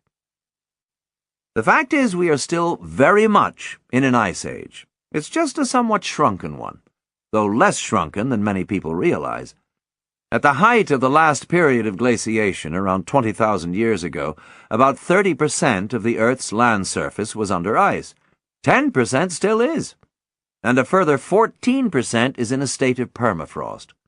3/4 of all the fresh water on Earth is locked up in ice even now. And we have ice caps at both poles, a situation that may be unique in the Earth's history.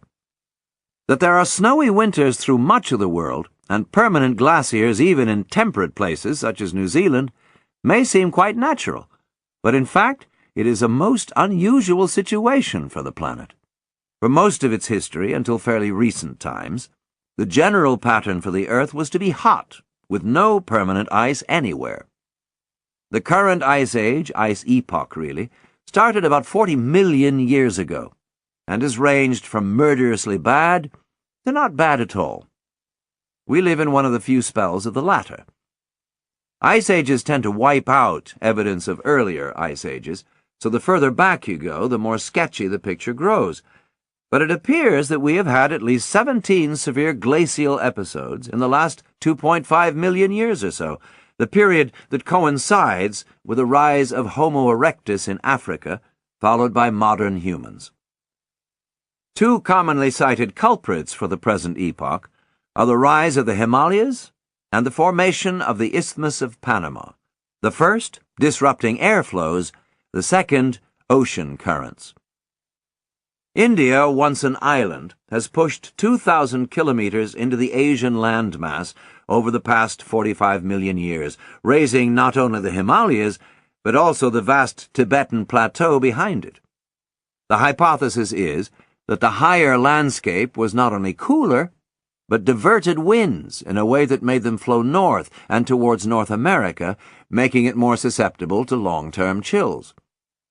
Then, beginning about 5 million years ago, Panama rose from the sea, closing the gap between North and South America, disrupting the flows of warming currents between the Pacific and the Atlantic, and changing patterns of precipitation across at least half the world. One consequence was a drying out of Africa, which caused apes to climb down out of trees and go looking for a new way of living on the emerging savannas. At all events, with the oceans and continents arranged as they are now, it appears that ice will be a long-term part of our future. According to John McPhee, about 50 more glacial episodes can be expected, each lasting 100,000 years or so, before we can hope for a really long thaw. Before 50 million years ago, the Earth had no regular ice ages, but when we did have them, they tended to be colossal. A massive freezing occurred about 2.2 billion years ago, followed by 1 billion years or so of warmth. Then there was another ice age, even larger than the first, so large that some scientists are now referring to the period in which it occurred as the Cryogenian or Super Ice Age. The condition is more popularly known as Snowball Earth. Snowball, however, barely captures the murderousness of conditions. The theory is that because of a fall in solar radiation of about 6% and a drop-off in the production or retention of greenhouse gases, the Earth essentially lost its ability to hold on to its heat. It became a kind of all-over Antarctica. Temperatures plunged by as much as 45 degrees Celsius.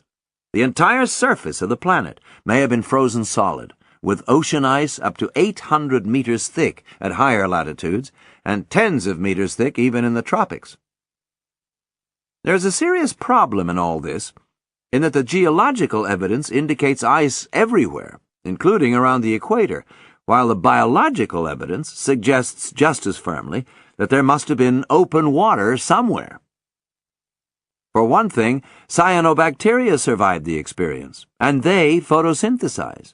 For that, they needed sunlight. But as you will know if you have ever tried to peer through it, ice very quickly becomes opaque, and after only a few yards would pass on no light at all. Two possibilities have been suggested. One is that a little ocean water did remain exposed, perhaps because of some kind of warming at a hot spot. The other is that maybe the ice formed in such a way that it remained translucent, a condition that does sometimes happen in nature. If Earth did freeze over, then there is the very difficult question of how it ever got warm again. An icy planet should reflect so much heat that it would stay frozen forever. It appears that rescue may have come from our molten interior. Once again, we may be indebted to tectonics for allowing us to be here. The idea is that we were saved by volcanoes, which pushed through the buried surface, pumping out lots of heat and gases that melted the snows and reformed the atmosphere. Interestingly, the end of this hyperfrigid episode is marked by the Cambrian outburst, the springtime event of life's history. In fact, it may not have been as tranquil as all that. As Earth warmed, it probably had the wildest weather it has ever experienced, with hurricanes powerful enough to raise waves to the heights of skyscrapers and rainfalls of indescribable intensity. Throughout all this, the tube worms and clams and other life forms adhering to deep ocean vents undoubtedly went on as if nothing were amiss.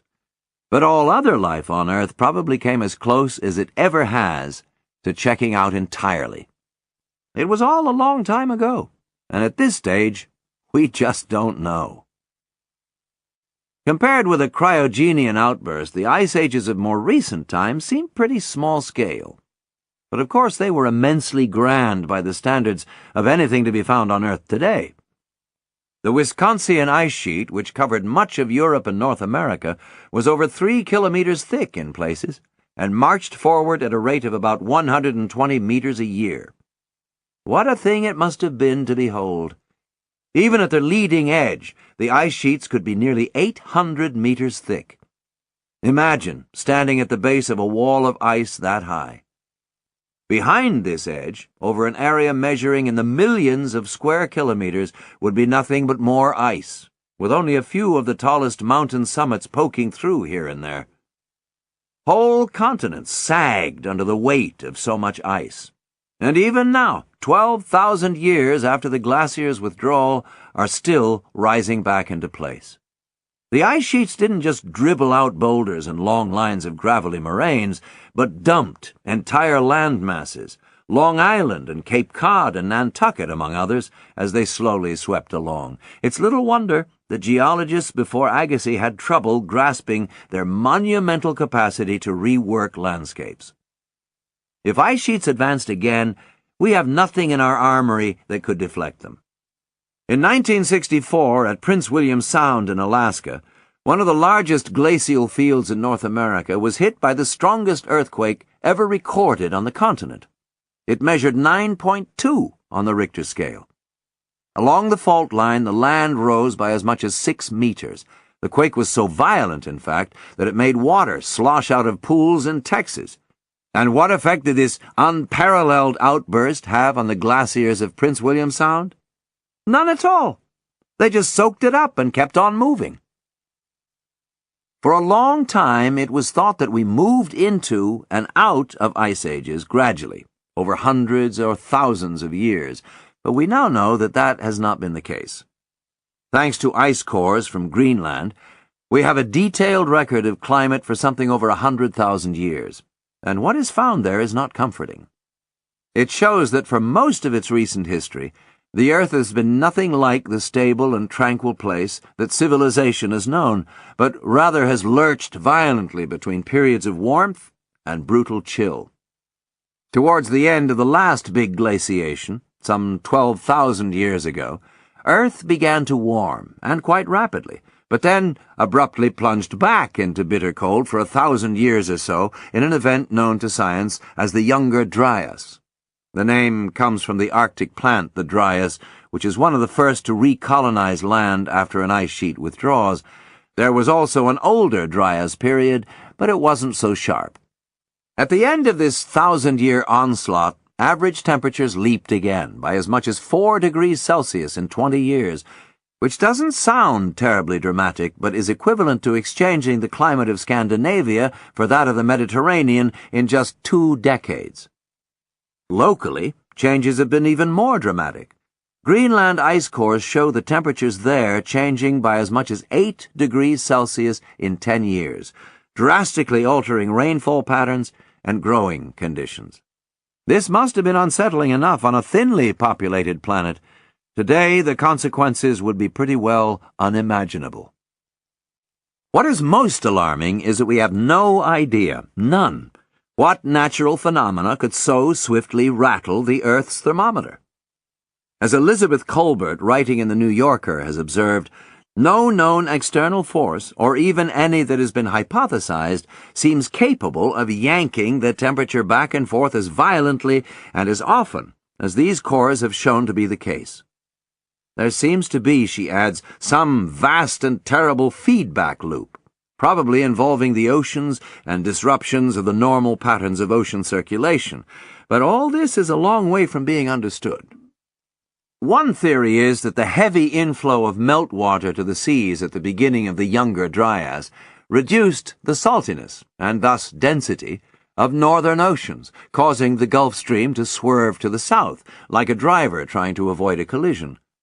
Deprived of the Gulf Stream's warmth, the northern latitudes returned to chilly conditions. But this doesn't begin to explain why 1,000 years later, when the Earth warmed once again, the Gulf Stream didn't veer as before. Instead, we were given the period of unusual tranquility known as the Holocene, the time in which we live now. There is no reason to suppose that this stretch of climatic stability should last much longer. In fact, some authorities believe that we are in for even worse. It is natural to suppose that global warming would act as a useful counterweight to the Earth's tendency to plunge back into glacial conditions. However, as Colbert has pointed out, when you are confronted with a fluctuating and unpredictable climate, the last thing you'd want to do is conduct a vast unsupervised experiment on it.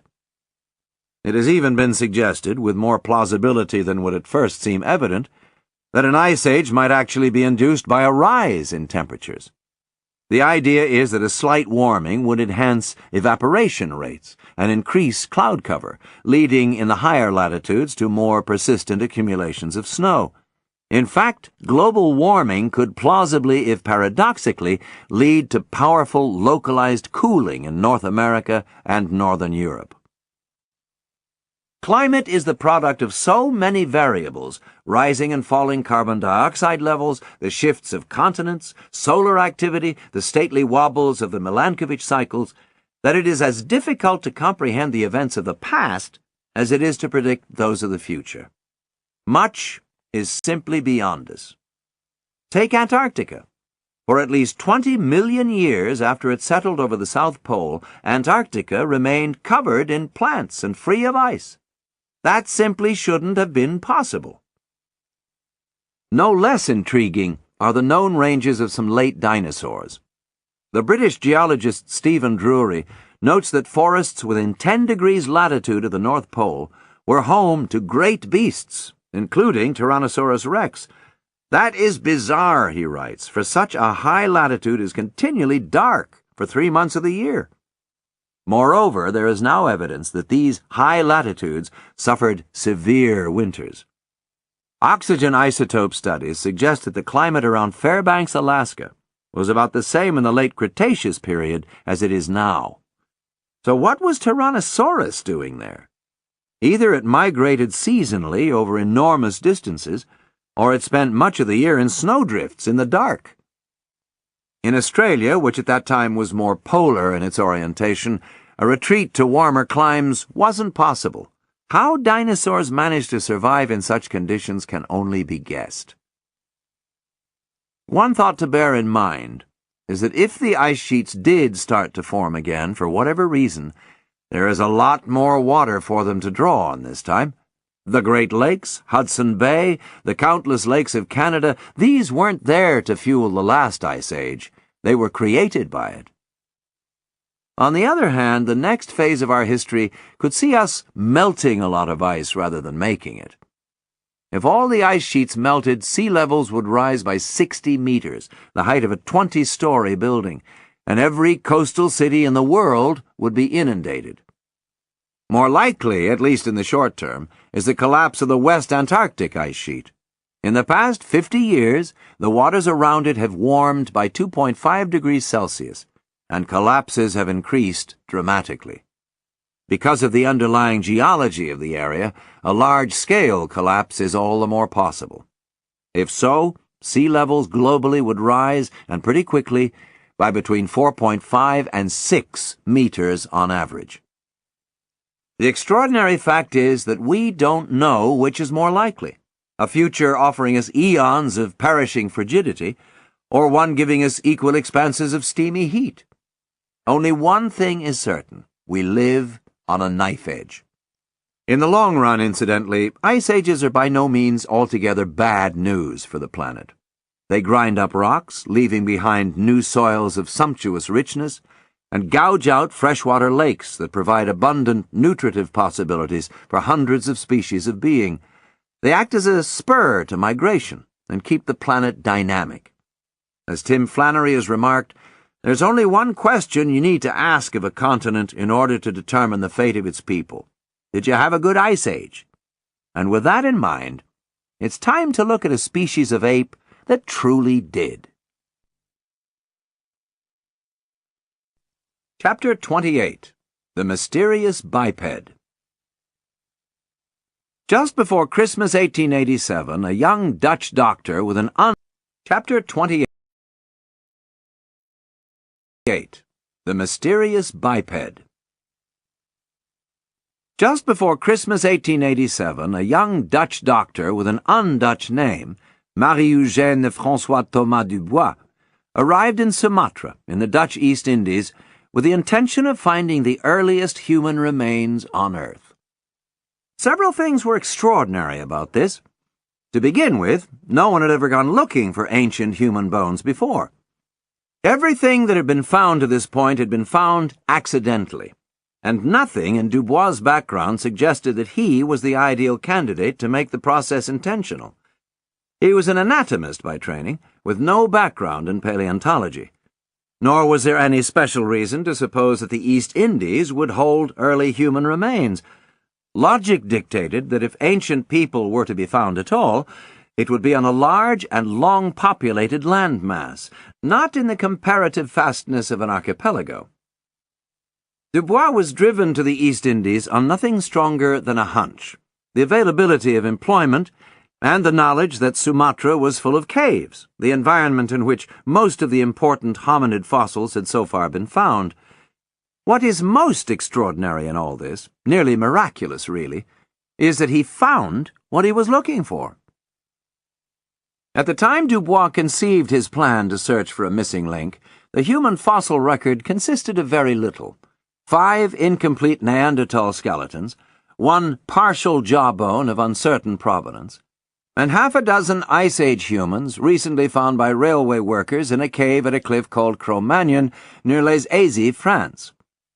Of Neanderthal specimens, the best preserved was sitting unremarked on a shelf in London.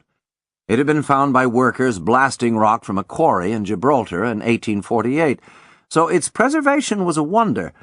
but unfortunately no one yet appreciated what it was. After being briefly described at a meeting of the Gibraltar Scientific Society, it had been sent to the Hunterian Museum, where it remained undisturbed, but for an occasional light dusting, for over half a century.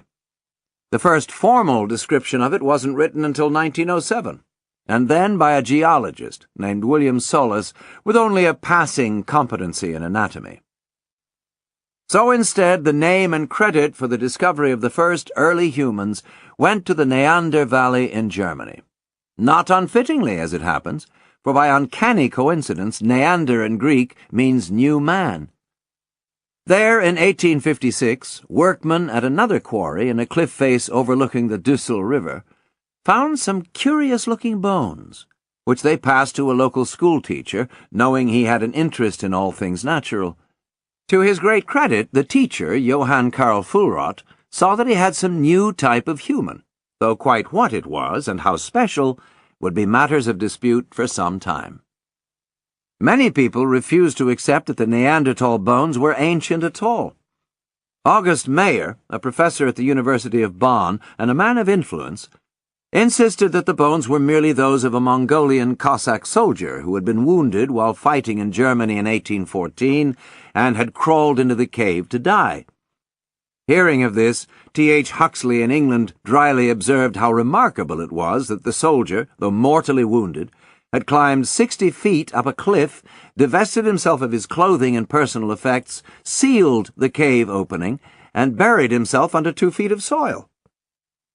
Another anthropologist, puzzling over the Neanderthal's heavy brow ridge, suggested that it was the result of long-term frowning, arising from a poorly healed forearm fracture. In their eagerness to reject the idea of earlier humans, authorities were often willing to embrace the most singular possibilities. At about the time that Dubois was setting out for Sumatra, a skeleton found in Périgueux was confidently declared to be that of an Eskimo. Quite what an ancient Eskimo was doing in southwest France was never comfortably explained. It was actually an early Cro-Magnon. It was against this background that Dubois began his search for ancient human bones. He did no digging himself, but instead used 50 convicts lent by the Dutch authorities. For a year they worked on Sumatra, then transferred to Java, and there, in 1891, Dubois, or rather his team, for Dubois himself seldom visited the sites, found a section of ancient human cranium now known as the Trinal skullcap. Though only part of a skull, it showed that the owner had had distinctly non-human features, but a much larger brain than any ape. Dubois called it Anthropithecus erectus, later changed for technical reasons to Pithecanthropus erectus, and declared it the missing link between apes and humans. It quickly became popularized as Java Man. Today, we know it as Homo erectus. The next year, Dubois' workers found a virtually complete thigh bone that looked surprisingly modern. In fact, many anthropologists think it is modern and has nothing to do with Java Man. If it is an erectus bone, it is unlike any other found since. Nevertheless, Dubois used the thigh bone to deduce, correctly as it turned out, that Pithecanthropus walked upright. He also produced, with nothing but a scrap of cranium and one tooth, a model of the complete skull, which also proved uncannily accurate. In 1895, Dubois returned to Europe, expecting a triumphal reception. In fact, he met nearly the opposite reaction. Most scientists disliked both his conclusions and the arrogant manner in which he presented them. The skullcap, they said, was that of an ape, probably a gibbon, and not of any early human. Hoping to bolster his case, in 1897 Dubois allowed a respected anatomist from the University of Strasbourg, Gustav Schwalbe, to make a cast of the skullcap. To Dubois' dismay, Schwalbe thereupon produced a monograph that received far more sympathetic attention than anything Dubois had written, and followed it with a lecture tour in which he was celebrated nearly as warmly as if he had dug up the skull himself. Appalled and embittered, Dubois withdrew into an undistinguished position as a professor of geology at the University of Amsterdam and for the next 2 decades refused to let anyone examine his precious fossils again. He died in 1940, an unhappy man. Meanwhile, and half a world away, in late 1924, Raymond Dart, the Australian-born head of anatomy at the University of Witwatersrand in Johannesburg, was sent a small but remarkably complete skull of a child, with an intact face, a lower jaw, and what is known as an endocast, a natural cast of the brain, from a limestone quarry on the edge of the Kalahari Desert at a dusty spot called Tong. Dart could see at once that the Tong skull was not of a Homo erectus like Dubois' Java man, but from an earlier, more ape-like creature. He placed its age at 2 million years, and dubbed it Australopithecus africanus, or Southern Ape Man of Africa. In a report to Nature, Dart called the Tong remains amazingly human, and suggested the need for an entirely new family, Homo simiadae, the man-apes, to accommodate the find. The authorities were even less favorably disposed towards Dart than they had been to Dubois. Nearly everything about his theory, indeed nearly everything about Dart, it appears, annoyed them. To start with, he had proved himself lamentably presumptuous by conducting the analysis himself, rather than calling on the help of more worldly experts. Even his chosen name, Australopithecus, showed a lack of scholarly application, combining as it did Greek and Latin roots. Above all, his conclusions flew in the face of accepted wisdom. Humans and apes, it was agreed, had split apart at least 15 million years ago in Asia. If humans had arisen in Africa, why, that would make us Negroid, for goodness sake. It was rather as if someone working today years ago in Asia. If humans had arisen in Africa, why, that would make us Negroid, for goodness sake. It was rather as if someone working today were to announce that he had found ancestral bones of humans in, say, Missouri. It just didn't fit with what was known. Dart's sole supporter of note was Robert Broom, a Scottish-born physician and paleontologist of considerable intellect and cherishably eccentric nature. It was Broom's habit, for instance, to do his fieldwork naked when the weather was warm, which was often. He was also known for conducting dubious anatomical experiments on his poorer and more tractable patients. When the patients died, which was also often, he would sometimes bury their bodies in his back garden to dig up for study later.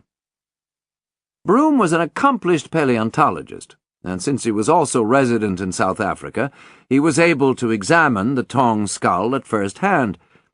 He could see at once that it was as important as Dart supposed, and spoke out vigorously on Dart's behalf, but to no effect. For the next 50 years, the received wisdom was that the Tong child was an ape and nothing more. Most textbooks didn't even mention it. Dart spent 5 years working up a monograph but could find no one to publish it. Eventually he gave up the quest to publish altogether, though he did continue hunting for fossils. For years the skull, today recognized as one of the supreme treasures of anthropology, sat as a paperweight on a colleague's desk.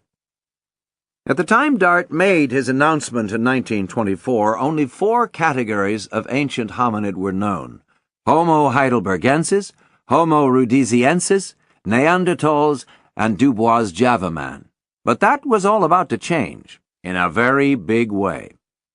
First, in China, a gifted Canadian amateur named Davidson Black began to poke around at a place called Dragon Bone Hill, which was locally famous as a hunting ground for old bones.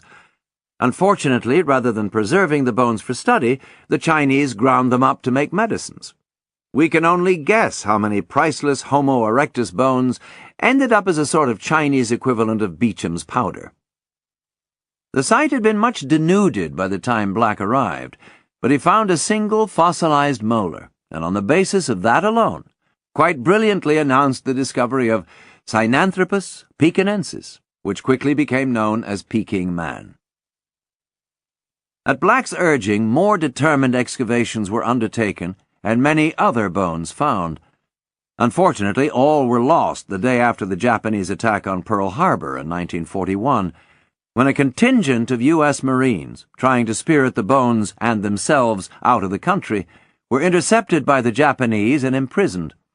Seeing that their crates held nothing but bones, the Japanese soldiers left them at the roadside. It was the last that was ever seen of them. In the meantime, back on Dubois' old turf of Java, a team led by Ralph von Königswald had found another group of early humans which became known as the Solo people, from the site of their discovery on the Solo River in Gandong. Königswald's discoveries might have been more impressive still, but for a tactical error that was realized too late. He had offered locals 10 cents for every piece of hominid bone they could come up with, then discovered, to his horror, that they had been enthusiastically smashing large pieces into small ones to maximize their income. In the following years, as more bones were found and identified, there came a flood of new names: Homo aurignacensis, Australopithecus transvalensis, Paranthropus crassidens, Zinjanthropus boisei, and scores of others, nearly all involving a new genus type as well as a new species. By the 1950s, the number of named hominid types had risen to comfortably over 100. To add to the confusion, individual forms often went by a succession of different names as paleoanthropologists refined, reworked, and squabbled over classifications. The Solo people were known variously as Homo soloensis, Homo primigenius asiaticus, Homo neanderthalensis soloensis, Homo sapiens soloensis, Homo erectus, and finally plain Homo erectus. In an attempt to introduce some order, in 1960 F. Clark Howell of the University of Chicago, following the suggestion of Ernst Mayr and others the previous decade, proposed cutting the number of genera to just 2, Australopithecus and Homo, and rationalizing many of the species. The Java and Peking men both became Homo erectus. For a time, order prevailed in the world of the hominids. It didn't last. After about a decade of comparative calm, paleoanthropology embarked on another period of swift and numerous discovery, which hasn't abated yet. The 1960s produced Homo habilis, thought by some to be the missing link between apes and humans, but thought by others not to be a separate species at all. Then came, among many others, Homo ergaster, Homo lewis-leakii, Homo rudolfensis, Homo microcranus, and Homo antecessor, as well as a raft of Australopithecines. Australopithecus afarensis, Australopithecus praegens, Australopithecus ramidus, Australopithecus walkeri, Australopithecus anamensis, and still others. Altogether, some 20 types of hominid are recognized in the literature today. Unfortunately, almost no two experts recognize the same 20. Some continue to observe the 2 hominid genera suggested by Howell in 1960, but others place some of the Australopithecines in a separate genus called Paranthropus, and still others add an earlier group called Ardipithecus. Some put praegens into Australopithecus, and some into a new classification, Homo antiquus, but most don't recognize praegens as a separate species at all. There is no central authority that rules on these things. The only way a name becomes accepted is by consensus, and there is often very little of that. A big part of the problem, paradoxically, is a shortage of evidence. Since the dawn of time, several billion human or human-like beings have lived, each contributing a little genetic variability to the total human stock. Out of this vast number, the whole of our understanding of human prehistory is based on the remains, often exceedingly fragmentary, of perhaps 5,000 individuals. You could fit it all into the back of a pickup truck, if you didn't mind how much you jumbled everything up. Ian Tattersall, the bearded and friendly curator of anthropology at the American Museum of Natural History in New York, replied when I asked him the size of the total world archive of hominid and early human bones. The shortage wouldn't be so bad if the bones were distributed evenly through time and space, but of course they are not. They appear randomly, often in the most tantalizing fashion. Homo erectus walked the earth for well over 1 million years and inhabited territory from the Atlantic edge of Europe to the Pacific side of China Yet if you brought back to life every Homo erectus individual whose existence we can vouch for, they wouldn't fill a school bus. Homo habilis consists of even less, just 2 partial skeletons and a number of isolated limb bones. Something as short-lived as our own civilization would almost certainly not be known from the fossil record at all. In Europe, Tattersall offers, by way of illustration, you've got hominid skulls in Georgia dated to about 1.7 million years ago, but then you have a gap of almost 1 million years before the next remains turn up in Spain, right on the other side of the continent. And then you've got another 300,000-year gap before you get a Homo heidelbergensis in Germany, and none of them looks terribly much like any of the others. He smiled. It's from these kinds of fragmentary pieces that you're trying to work out the histories of entire species. It's quite a tall order. We really have very little idea of the relationships between many ancient species, which led to us, and which were evolutionary dead ends. Some probably don't deserve to be regarded as separate species at all. It is the patchiness of the record that makes each new find look so sudden and distinct from all the others. If we had tens of thousands of skeletons, distributed at regular intervals through the historical record, there would be appreciably more degrees of shading. Whole new species don't emerge instantaneously, as the fossil record implies, but gradually out of other existing species. The closer you go back to a point of divergence, the closer the similarities are, so that it becomes exceedingly difficult, and sometimes impossible, to distinguish a late Homo erectus from an early Homo sapiens, since it is likely to be both and neither. Similar disagreements can often arise over questions of identification from fragmentary remains, deciding, for instance, whether a particular bone represents a female Australopithecus boisei or a male Homo habilis. With so little to be certain about, scientists often have to make assumptions based on other objects found nearby, and these may be little more than valiant guesses. As Alan Walker and Pat Shipman have dryly observed, if you correlate tool discovery with the species of creature most often found nearby, you would have to conclude that early hand tools were mostly made by antelopes. Perhaps nothing better typifies the confusion than the fragmentary bundle of contradictions that was Homo habilis. Simply put, habilis bones make no sense. When arranged in sequence, they show males and females evolving at different rates and in different directions, the males becoming less ape-like and more human with time, while females from the same period appear to be moving away from humanness towards greater apeness. Some authorities don't believe habilis is a valid category at all. Tattersall and his colleague Jeffrey Schwartz dismiss it as a mere wastebasket species, one into which unrelated fossils could be conveniently swept. Even those who see habilis as an independent species don't agree on whether it is of the same genus as us or is from a side branch that never came to anything. Finally, but perhaps above all, human nature is a factor in all this. Scientists have a natural tendency to interpret finds in the way that most flatters their stature. It is a rare paleontologist indeed who announces that he has found a cache of bones, but that they are nothing to get excited about. As John Reeder understatedly observes in the book Missing Links, it is remarkable how often the first interpretations of new evidence have confirmed the preconceptions of its discoverer. All this leaves ample room for arguments, of course, and no bunch of people likes to argue more than paleoanthropologists.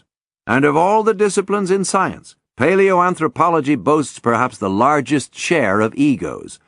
Say the authors of the recent Java Man, a book, it may be noted, that itself devotes long, wonderfully unself-conscious passages to attacks on the inadequacies of others, in particular the author's former close colleague Donald Johanson. So, bearing in mind that there is little you can say about human prehistory that won't be disputed by someone somewhere, other than that we most certainly had one, what we think we know about who we are and where we come from is roughly this. For the first 99.99999% of our history as organisms, we were in the same ancestral line as chimpanzees. Virtually nothing is known about the prehistory of chimpanzees, but whatever they were, we were. Then, about 7 million years ago, something major happened. A group of new beings emerged from the tropical forests of Africa and began to move about on the open savanna.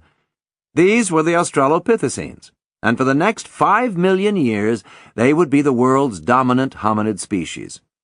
Austral is from the Latin for southern, and has no connection in this context with Australia.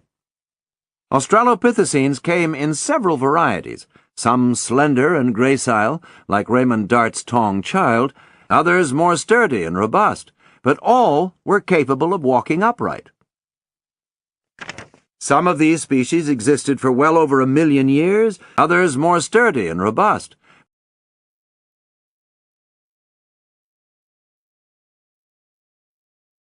But all were capable of walking upright. Some of these species existed for well over 1 million years, others for a more modest few 100,000, but it is worth bearing in mind that even the least successful had histories many times longer than we have yet achieved. The most famous hominid remains in the world are those of a 3.18 million-year-old Australopithecine found at Hadar in Ethiopia in 1974 by a team led by Donald Johansen. Formerly known as AL for Afar Locality 288-1, the skeleton became more familiarly known as Lucy, after the Beatles song Lucy in the Sky with Diamonds. Johansen has never doubted her importance.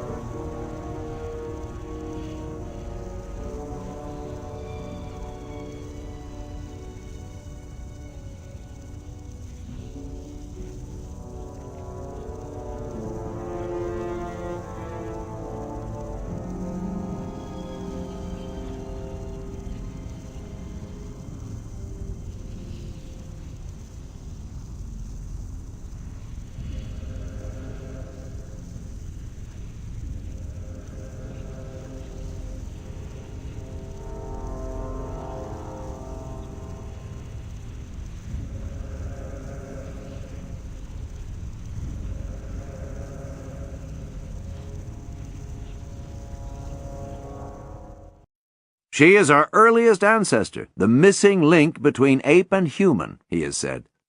Lucy was tiny, just 3.5 feet tall. She could walk, though how well is a matter of some dispute. She was evidently a good climber, too.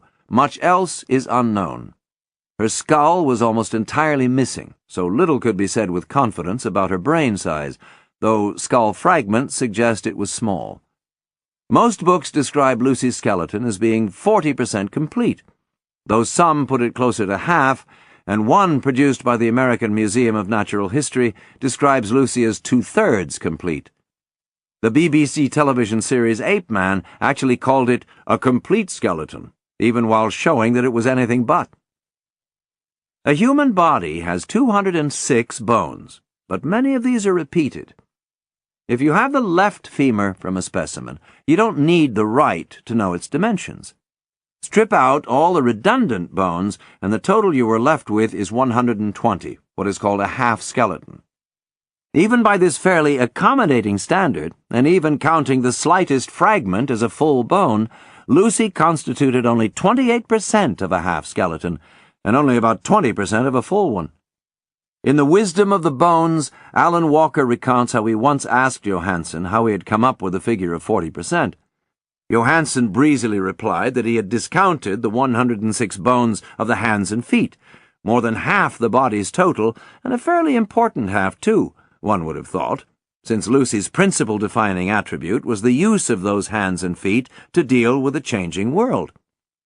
At all events, rather less is known about Lucy than is generally supposed. It isn't even actually known that she was a female. Her sex is merely presumed from her diminutive size.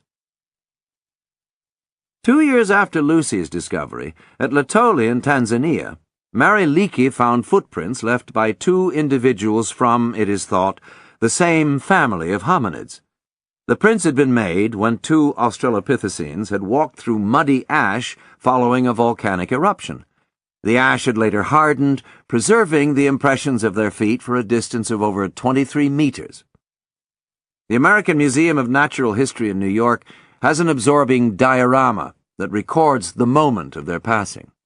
It depicts life-sized recreations of a male and a female walking side by side across the ancient African plain. They are hairy and chimp-like in dimensions, but have a bearing and gait that suggest humanness. The most striking feature of the display is that the male holds his left arm protectively around the female's shoulder. It is a tender and affecting gesture, suggestive of close bonding. The tableau is presented with such conviction that it is easy to overlook the consideration that virtually everything above the footprints is imaginary. Almost every external aspect of the 2 figures, degree of hairiness, facial appendages, whether they had human noses or chimp noses, expressions, skin color, size and shape of the female's breasts, is necessarily suppositional. We can't even say that they were a couple. The female figure may, in fact, have been a child. Nor can we be certain that they were Australopithecines. They are assumed to be Australopithecines because there are no other known candidates. I had been told that they were posed like that because during the building of the diorama, the female figure kept toppling over, but Ian Tattersall insists with a laugh that the story is untrue. Obviously, we don't know whether the male had his arm around the female or not, but we do know from the stride measurements that they were walking side by side and close together, close enough to be touching. It was quite an exposed area, so they were probably feeling vulnerable. That's why we tried to give them slightly worried expressions. I asked him if he was troubled about the amount of license that was taken in reconstructing the figures. It's always a problem in making recreations, he agreed readily enough. You wouldn't believe how much discussion can go into deciding details like whether Neanderthals had eyebrows or not. It was just the same for the Latoli figures.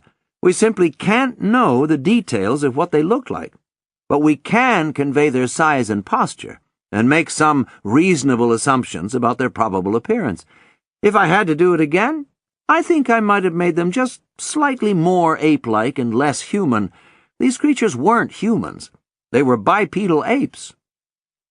Until very recently it was assumed that we were descended from Lucy and the Latoli creatures, but now many authorities aren't so sure. Although certain physical features, the teeth for instance, suggest a possible link between us, other parts of the Australopithecine anatomy are more troubling. In their book Extinct Humans, Tattersall and Schwartz point out that the upper portion of the human femur is very like that of the apes, but not like that of the Australopithecines. So if Lucy is in a direct line between apes and modern humans, it means we must have adopted an Australopithecine femur for 1 million years or so, then gone back to an ape femur when we moved on to the next phase of our development. They believe, in fact, that not only was Lucy not our ancestor, she wasn't even much of a walker. Lucy and her kind did not locomote in anything like the modern human fashion, insists Tattersall. Only when these hominids had to travel between arboreal habitats would they find themselves walking bipedally, forced to do so by their own anatomies. Johansen doesn't accept this. Lucy's hips and the muscular arrangement of her pelvis, he has written, would have made it as hard for her to climb trees as it is for modern humans. Matters grew murkier still in 2001 and 2002, when 4 exceptional new specimens were found. One, discovered by Maeve Leakey of the famous fossil hunting family at Lake Turkana in Kenya, and called Kenyanthropus platyops, Kenyan flatface, is from about the same time as Lucy, and raises the possibility that it was our ancestor, and Lucy merely an unsuccessful side branch. Also found in 2001 were Ardipithecus ramidus cadaba, dated at between 5.2 million and 5.8 million years old, and Auroran tuganensis, thought to be 6 million years old, making it the oldest hominid yet found, but only for a brief while. In the summer of 2002, a French team, working in the Jarab Desert of Chad, an area that had never before yielded ancient bones, found a hominid almost 7 million years old, which they labeled Sahelanthropus chadensis. Some critics believe that it was not human, but an early ape, and therefore should be called Sahelpithecus. All these were early creatures, and quite primitive, but they walked upright, and they were doing it far earlier than previously thought. Bipedalism is a demanding and risky strategy. It means refashioning the pelvis into a full load-bearing instrument. To preserve the required strength, the birth canal in the female must be comparatively narrow. This has 2 very significant immediate consequences and one longer-term one. First, it means a lot of pain for any birthing mother.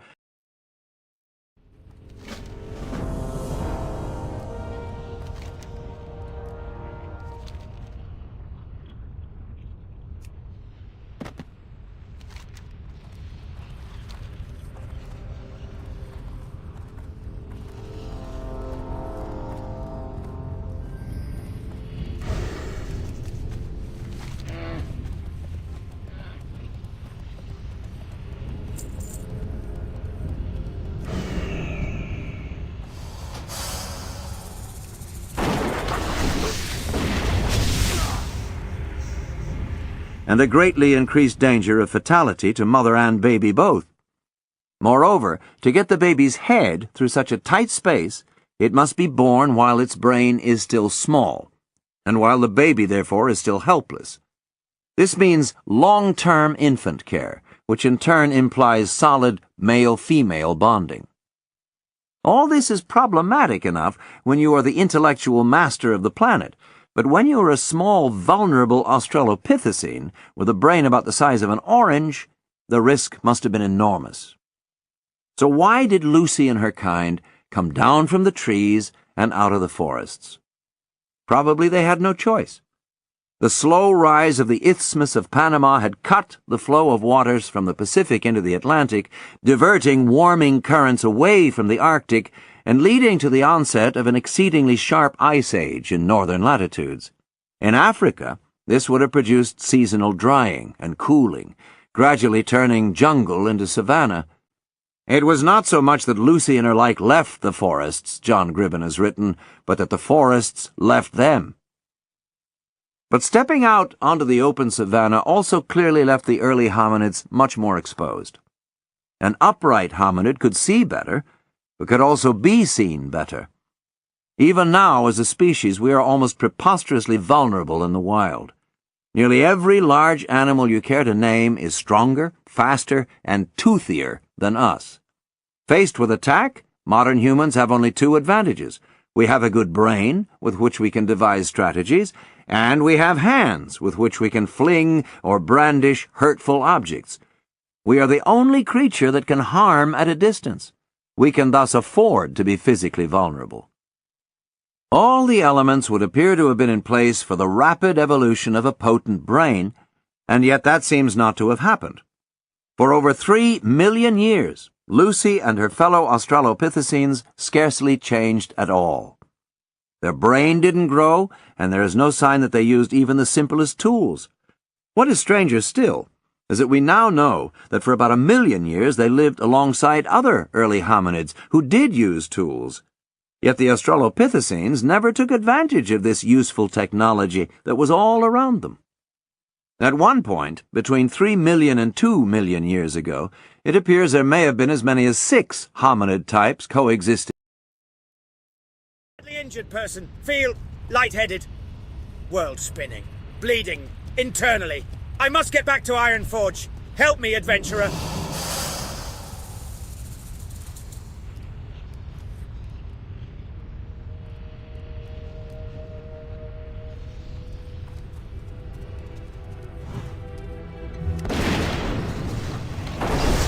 What's on your mind?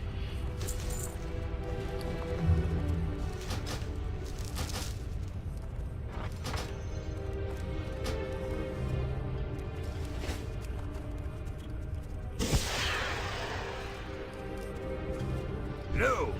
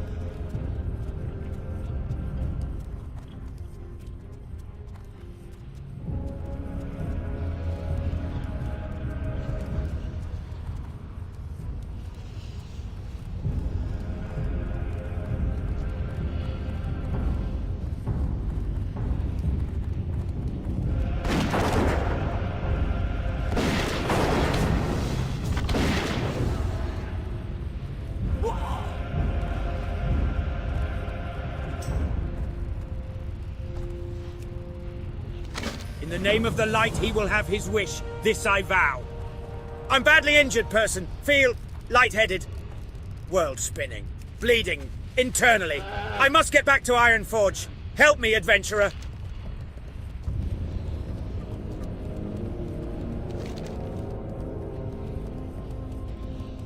In Africa. Only one, however, was fated to last. Homo, which emerged from the mists beginning about 2 million years ago. No one knows quite what the relationship was between Australopithecines and Homo, but what is known is that they coexisted for something over 1 million years before all the Australopithecines, robust and gracile alike, vanished mysteriously and possibly abruptly over 1 million years ago. No one knows why they disappeared. Perhaps, suggests Matt Ridley, we ate them.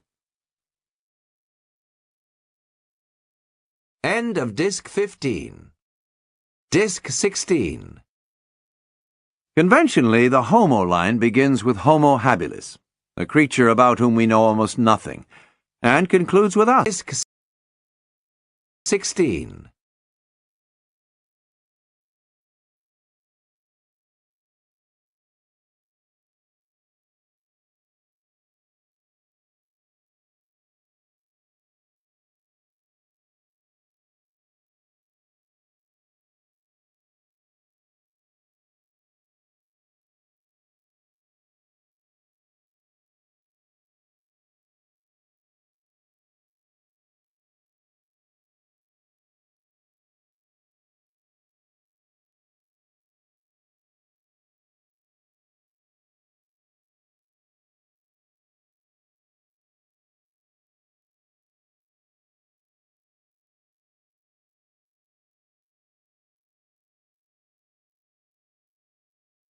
Conventionally, the Homo line begins with Homo habilis, a creature about whom we know almost nothing, and concludes with us, Homo sapiens, literally man the thinker.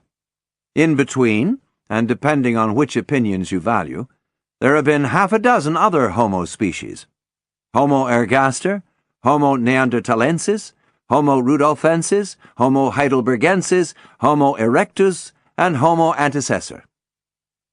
Homo habilis, handyman, was named by Louis Leakey and colleagues in 1964 and was... Vengeance shall be mine. Well done, adventurer. We are almost ready. To hold the flawless flame, we will need a shaft and a casing. You must first find a suitable shaft. The dark iron taskmasters and slavers of the cauldron use weapons of enchanted thorium, an extremely sturdy alloy. If you bring me 8 thorium-plated daggers, I can break the alloy down and reforge a shaft.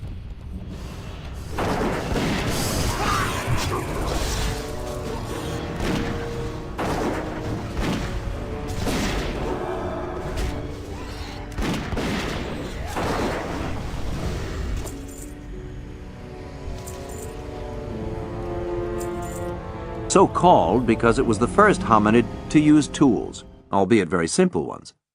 It was a fairly primitive creature, much more chimpanzee than human, but its brain was about 50% larger than that of Lucy in gross terms, and not much less large proportionally, so it was the Einstein of its day. No persuasive reason has ever been adduced for why hominid brains suddenly began to grow 2 million years ago. For a long time it was assumed that big brains and upright walking were directly related, that the movement out of the forests necessitated cunning new strategies that fed off or promoted braininess. So it was something of a surprise, after the repeated discoveries of so many bipedal dullards, to realize that there was no apparent connection between them at all. There is simply no compelling reason we know of to explain why human brains got large, says Tarasol. Huge brains are demanding organs. They make up only 2% of the body's mass, but devour 20% of its energy. They are also comparatively picky in what they use as fuel. If you never ate another morsel of fat, your brain would not complain, because it won't touch the stuff. It wants glucose instead, and lots of it, even if it means shortchanging other organs. As Guy Brown notes, the body is in constant danger of being depleted by a greedy brain, but cannot afford to let the brain go hungry, as that would rapidly lead to death. A big brain needs more food, and more food means increased risk. Tattersall thinks the rise of a big brain may simply have been an evolutionary accident. He believes with Stephen Jay Gould that if you replayed the tape of life, even if you ran it back only a relatively short way to the dawn of hominids, the chances are quite unlikely that modern humans or anything like them would be here now. One of the hardest ideas for humans to accept, he says, is that we are not the culmination of anything. There is nothing inevitable about our being here. What can I do for you? You're an exceptional laborer, adventurer. Have you ever considered a change of vocation? Perhaps a detective? Junk collector? Oh, I know, one of those silly gnomes that crawl across the beaches of Azeroth with their metal detecting contraptions, looking for lost treasure. Yes, that would be an ideal position for you. Would be. We need one final piece to form the torch. In the mountains to the northwest, you will find a large encampment of Twilight's Hammer. It is rumored that they carry symbols and idols that pay homage to their god. These symbols and idols could carry sufficient enchantment to form a magical casing. Bring me a single symbol of Ragnaros, and I will try to extract the magic from the item to create the casing.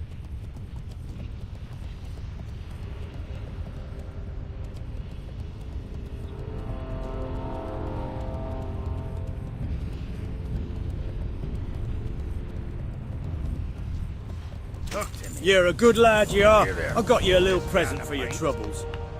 I think I'm getting a cold. Damn this frigid climate. Fantastic work. Now for your reward.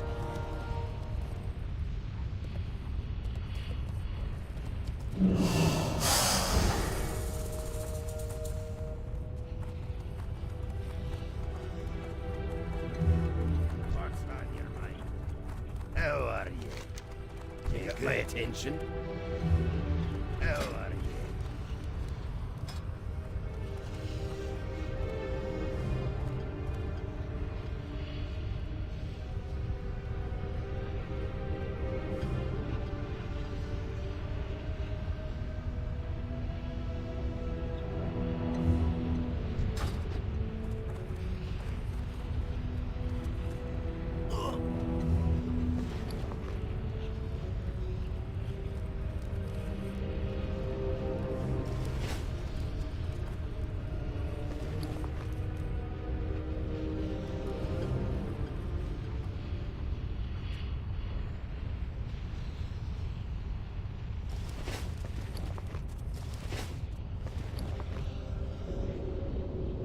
It is part of our vanity as humans that we tend to think of evolution as a process that, in effect, was programmed to produce us.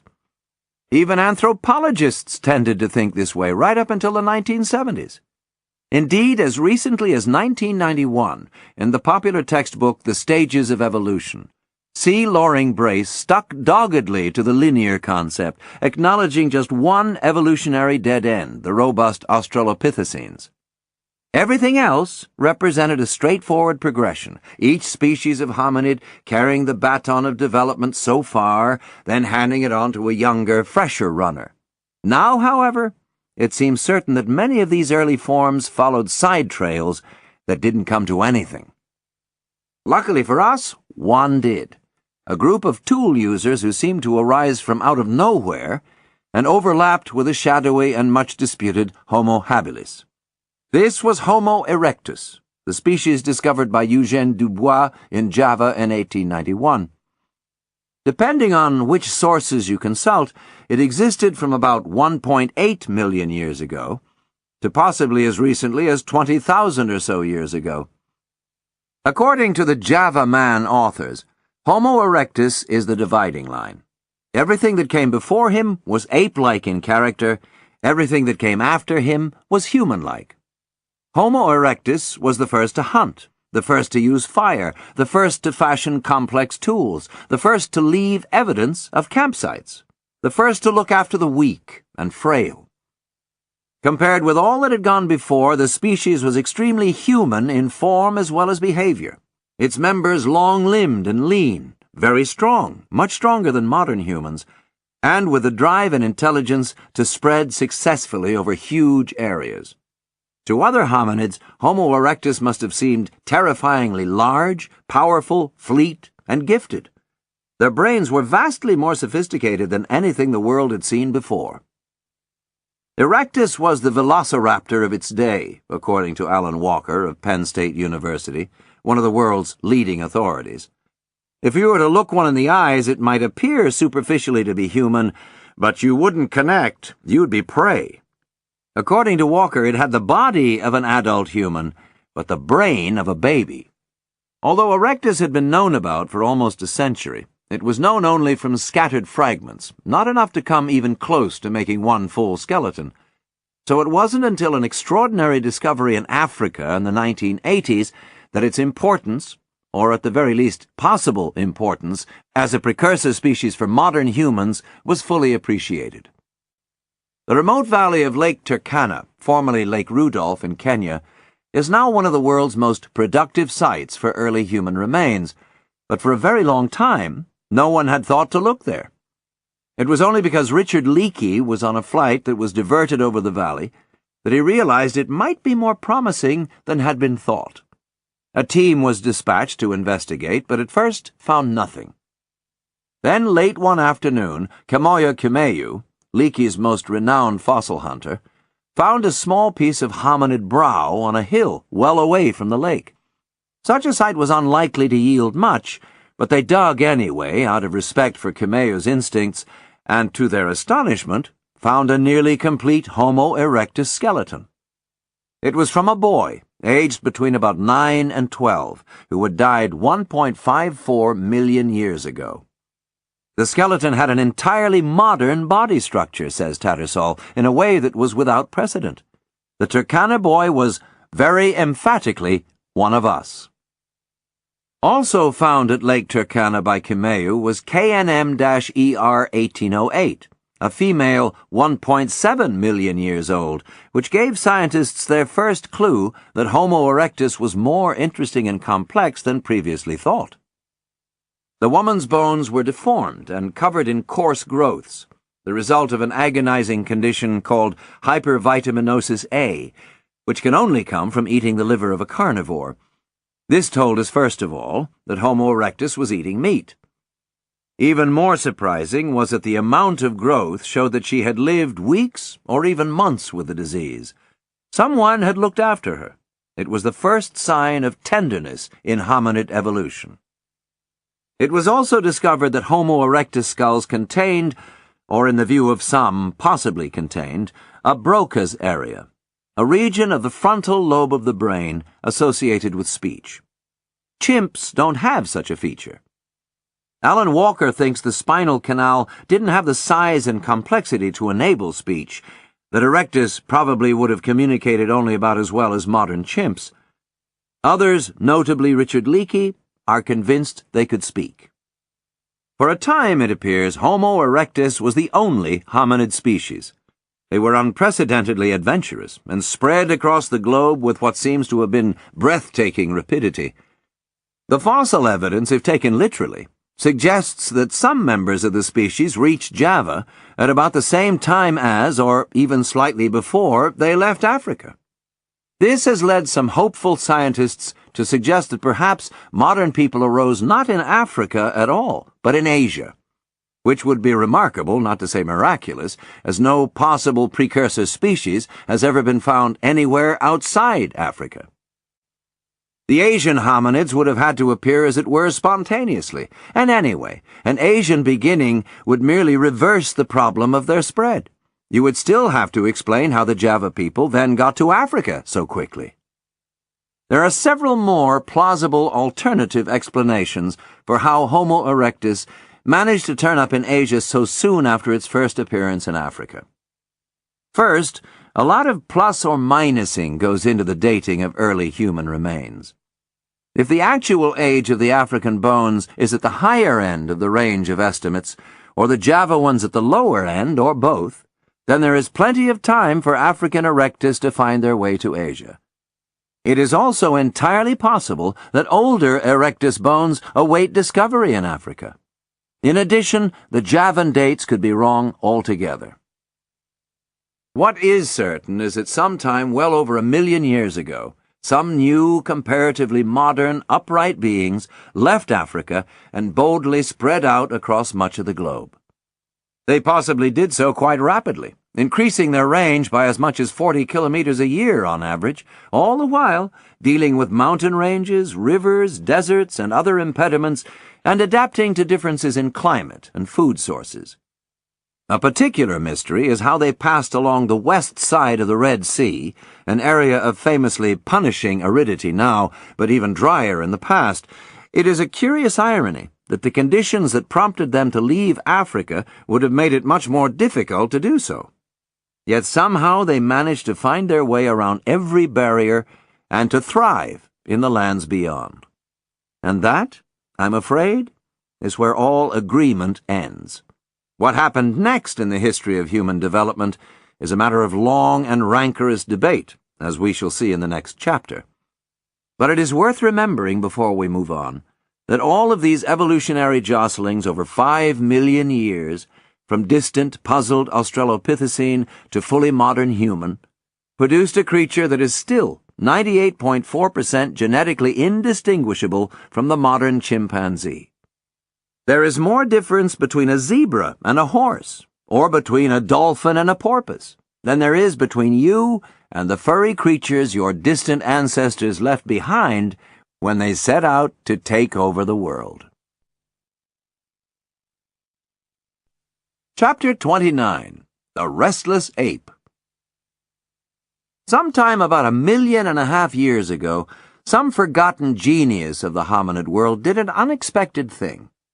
He, or very possibly she, took one stone and carefully used it to shape another. The result was a simple teardrop-shaped hand axe, but it was the world's first piece of advanced technology. It was so superior to existing tools that soon others were following the inventor's lead and making hand axes of their own. Eventually, whole societies existed that seemed to do little else. They made them in their thousands, says Ian Tattersall. There are some places in Africa where you literally can't move without stepping on them. It's strange, because they are quite intensive objects to make. It was as if they made them for the sheer pleasure of it. From a shelf in his sunny workroom, Tattersall took down an enormous cast, perhaps 0.5 meter long and 20 centimeters wide at its widest point, and handed it to me. It was shaped like a spearhead, but one the size of a stepping stone. As a fiberglass cast, it weighed only a few ounces, but the original, which was found in Tanzania, weighed 11 kilograms. It was completely useless as a tool, Tattersall said. It would have taken 2 people to lift it adequately, and even then it would have been exhausting to try to pound anything with it. What was it used for, then?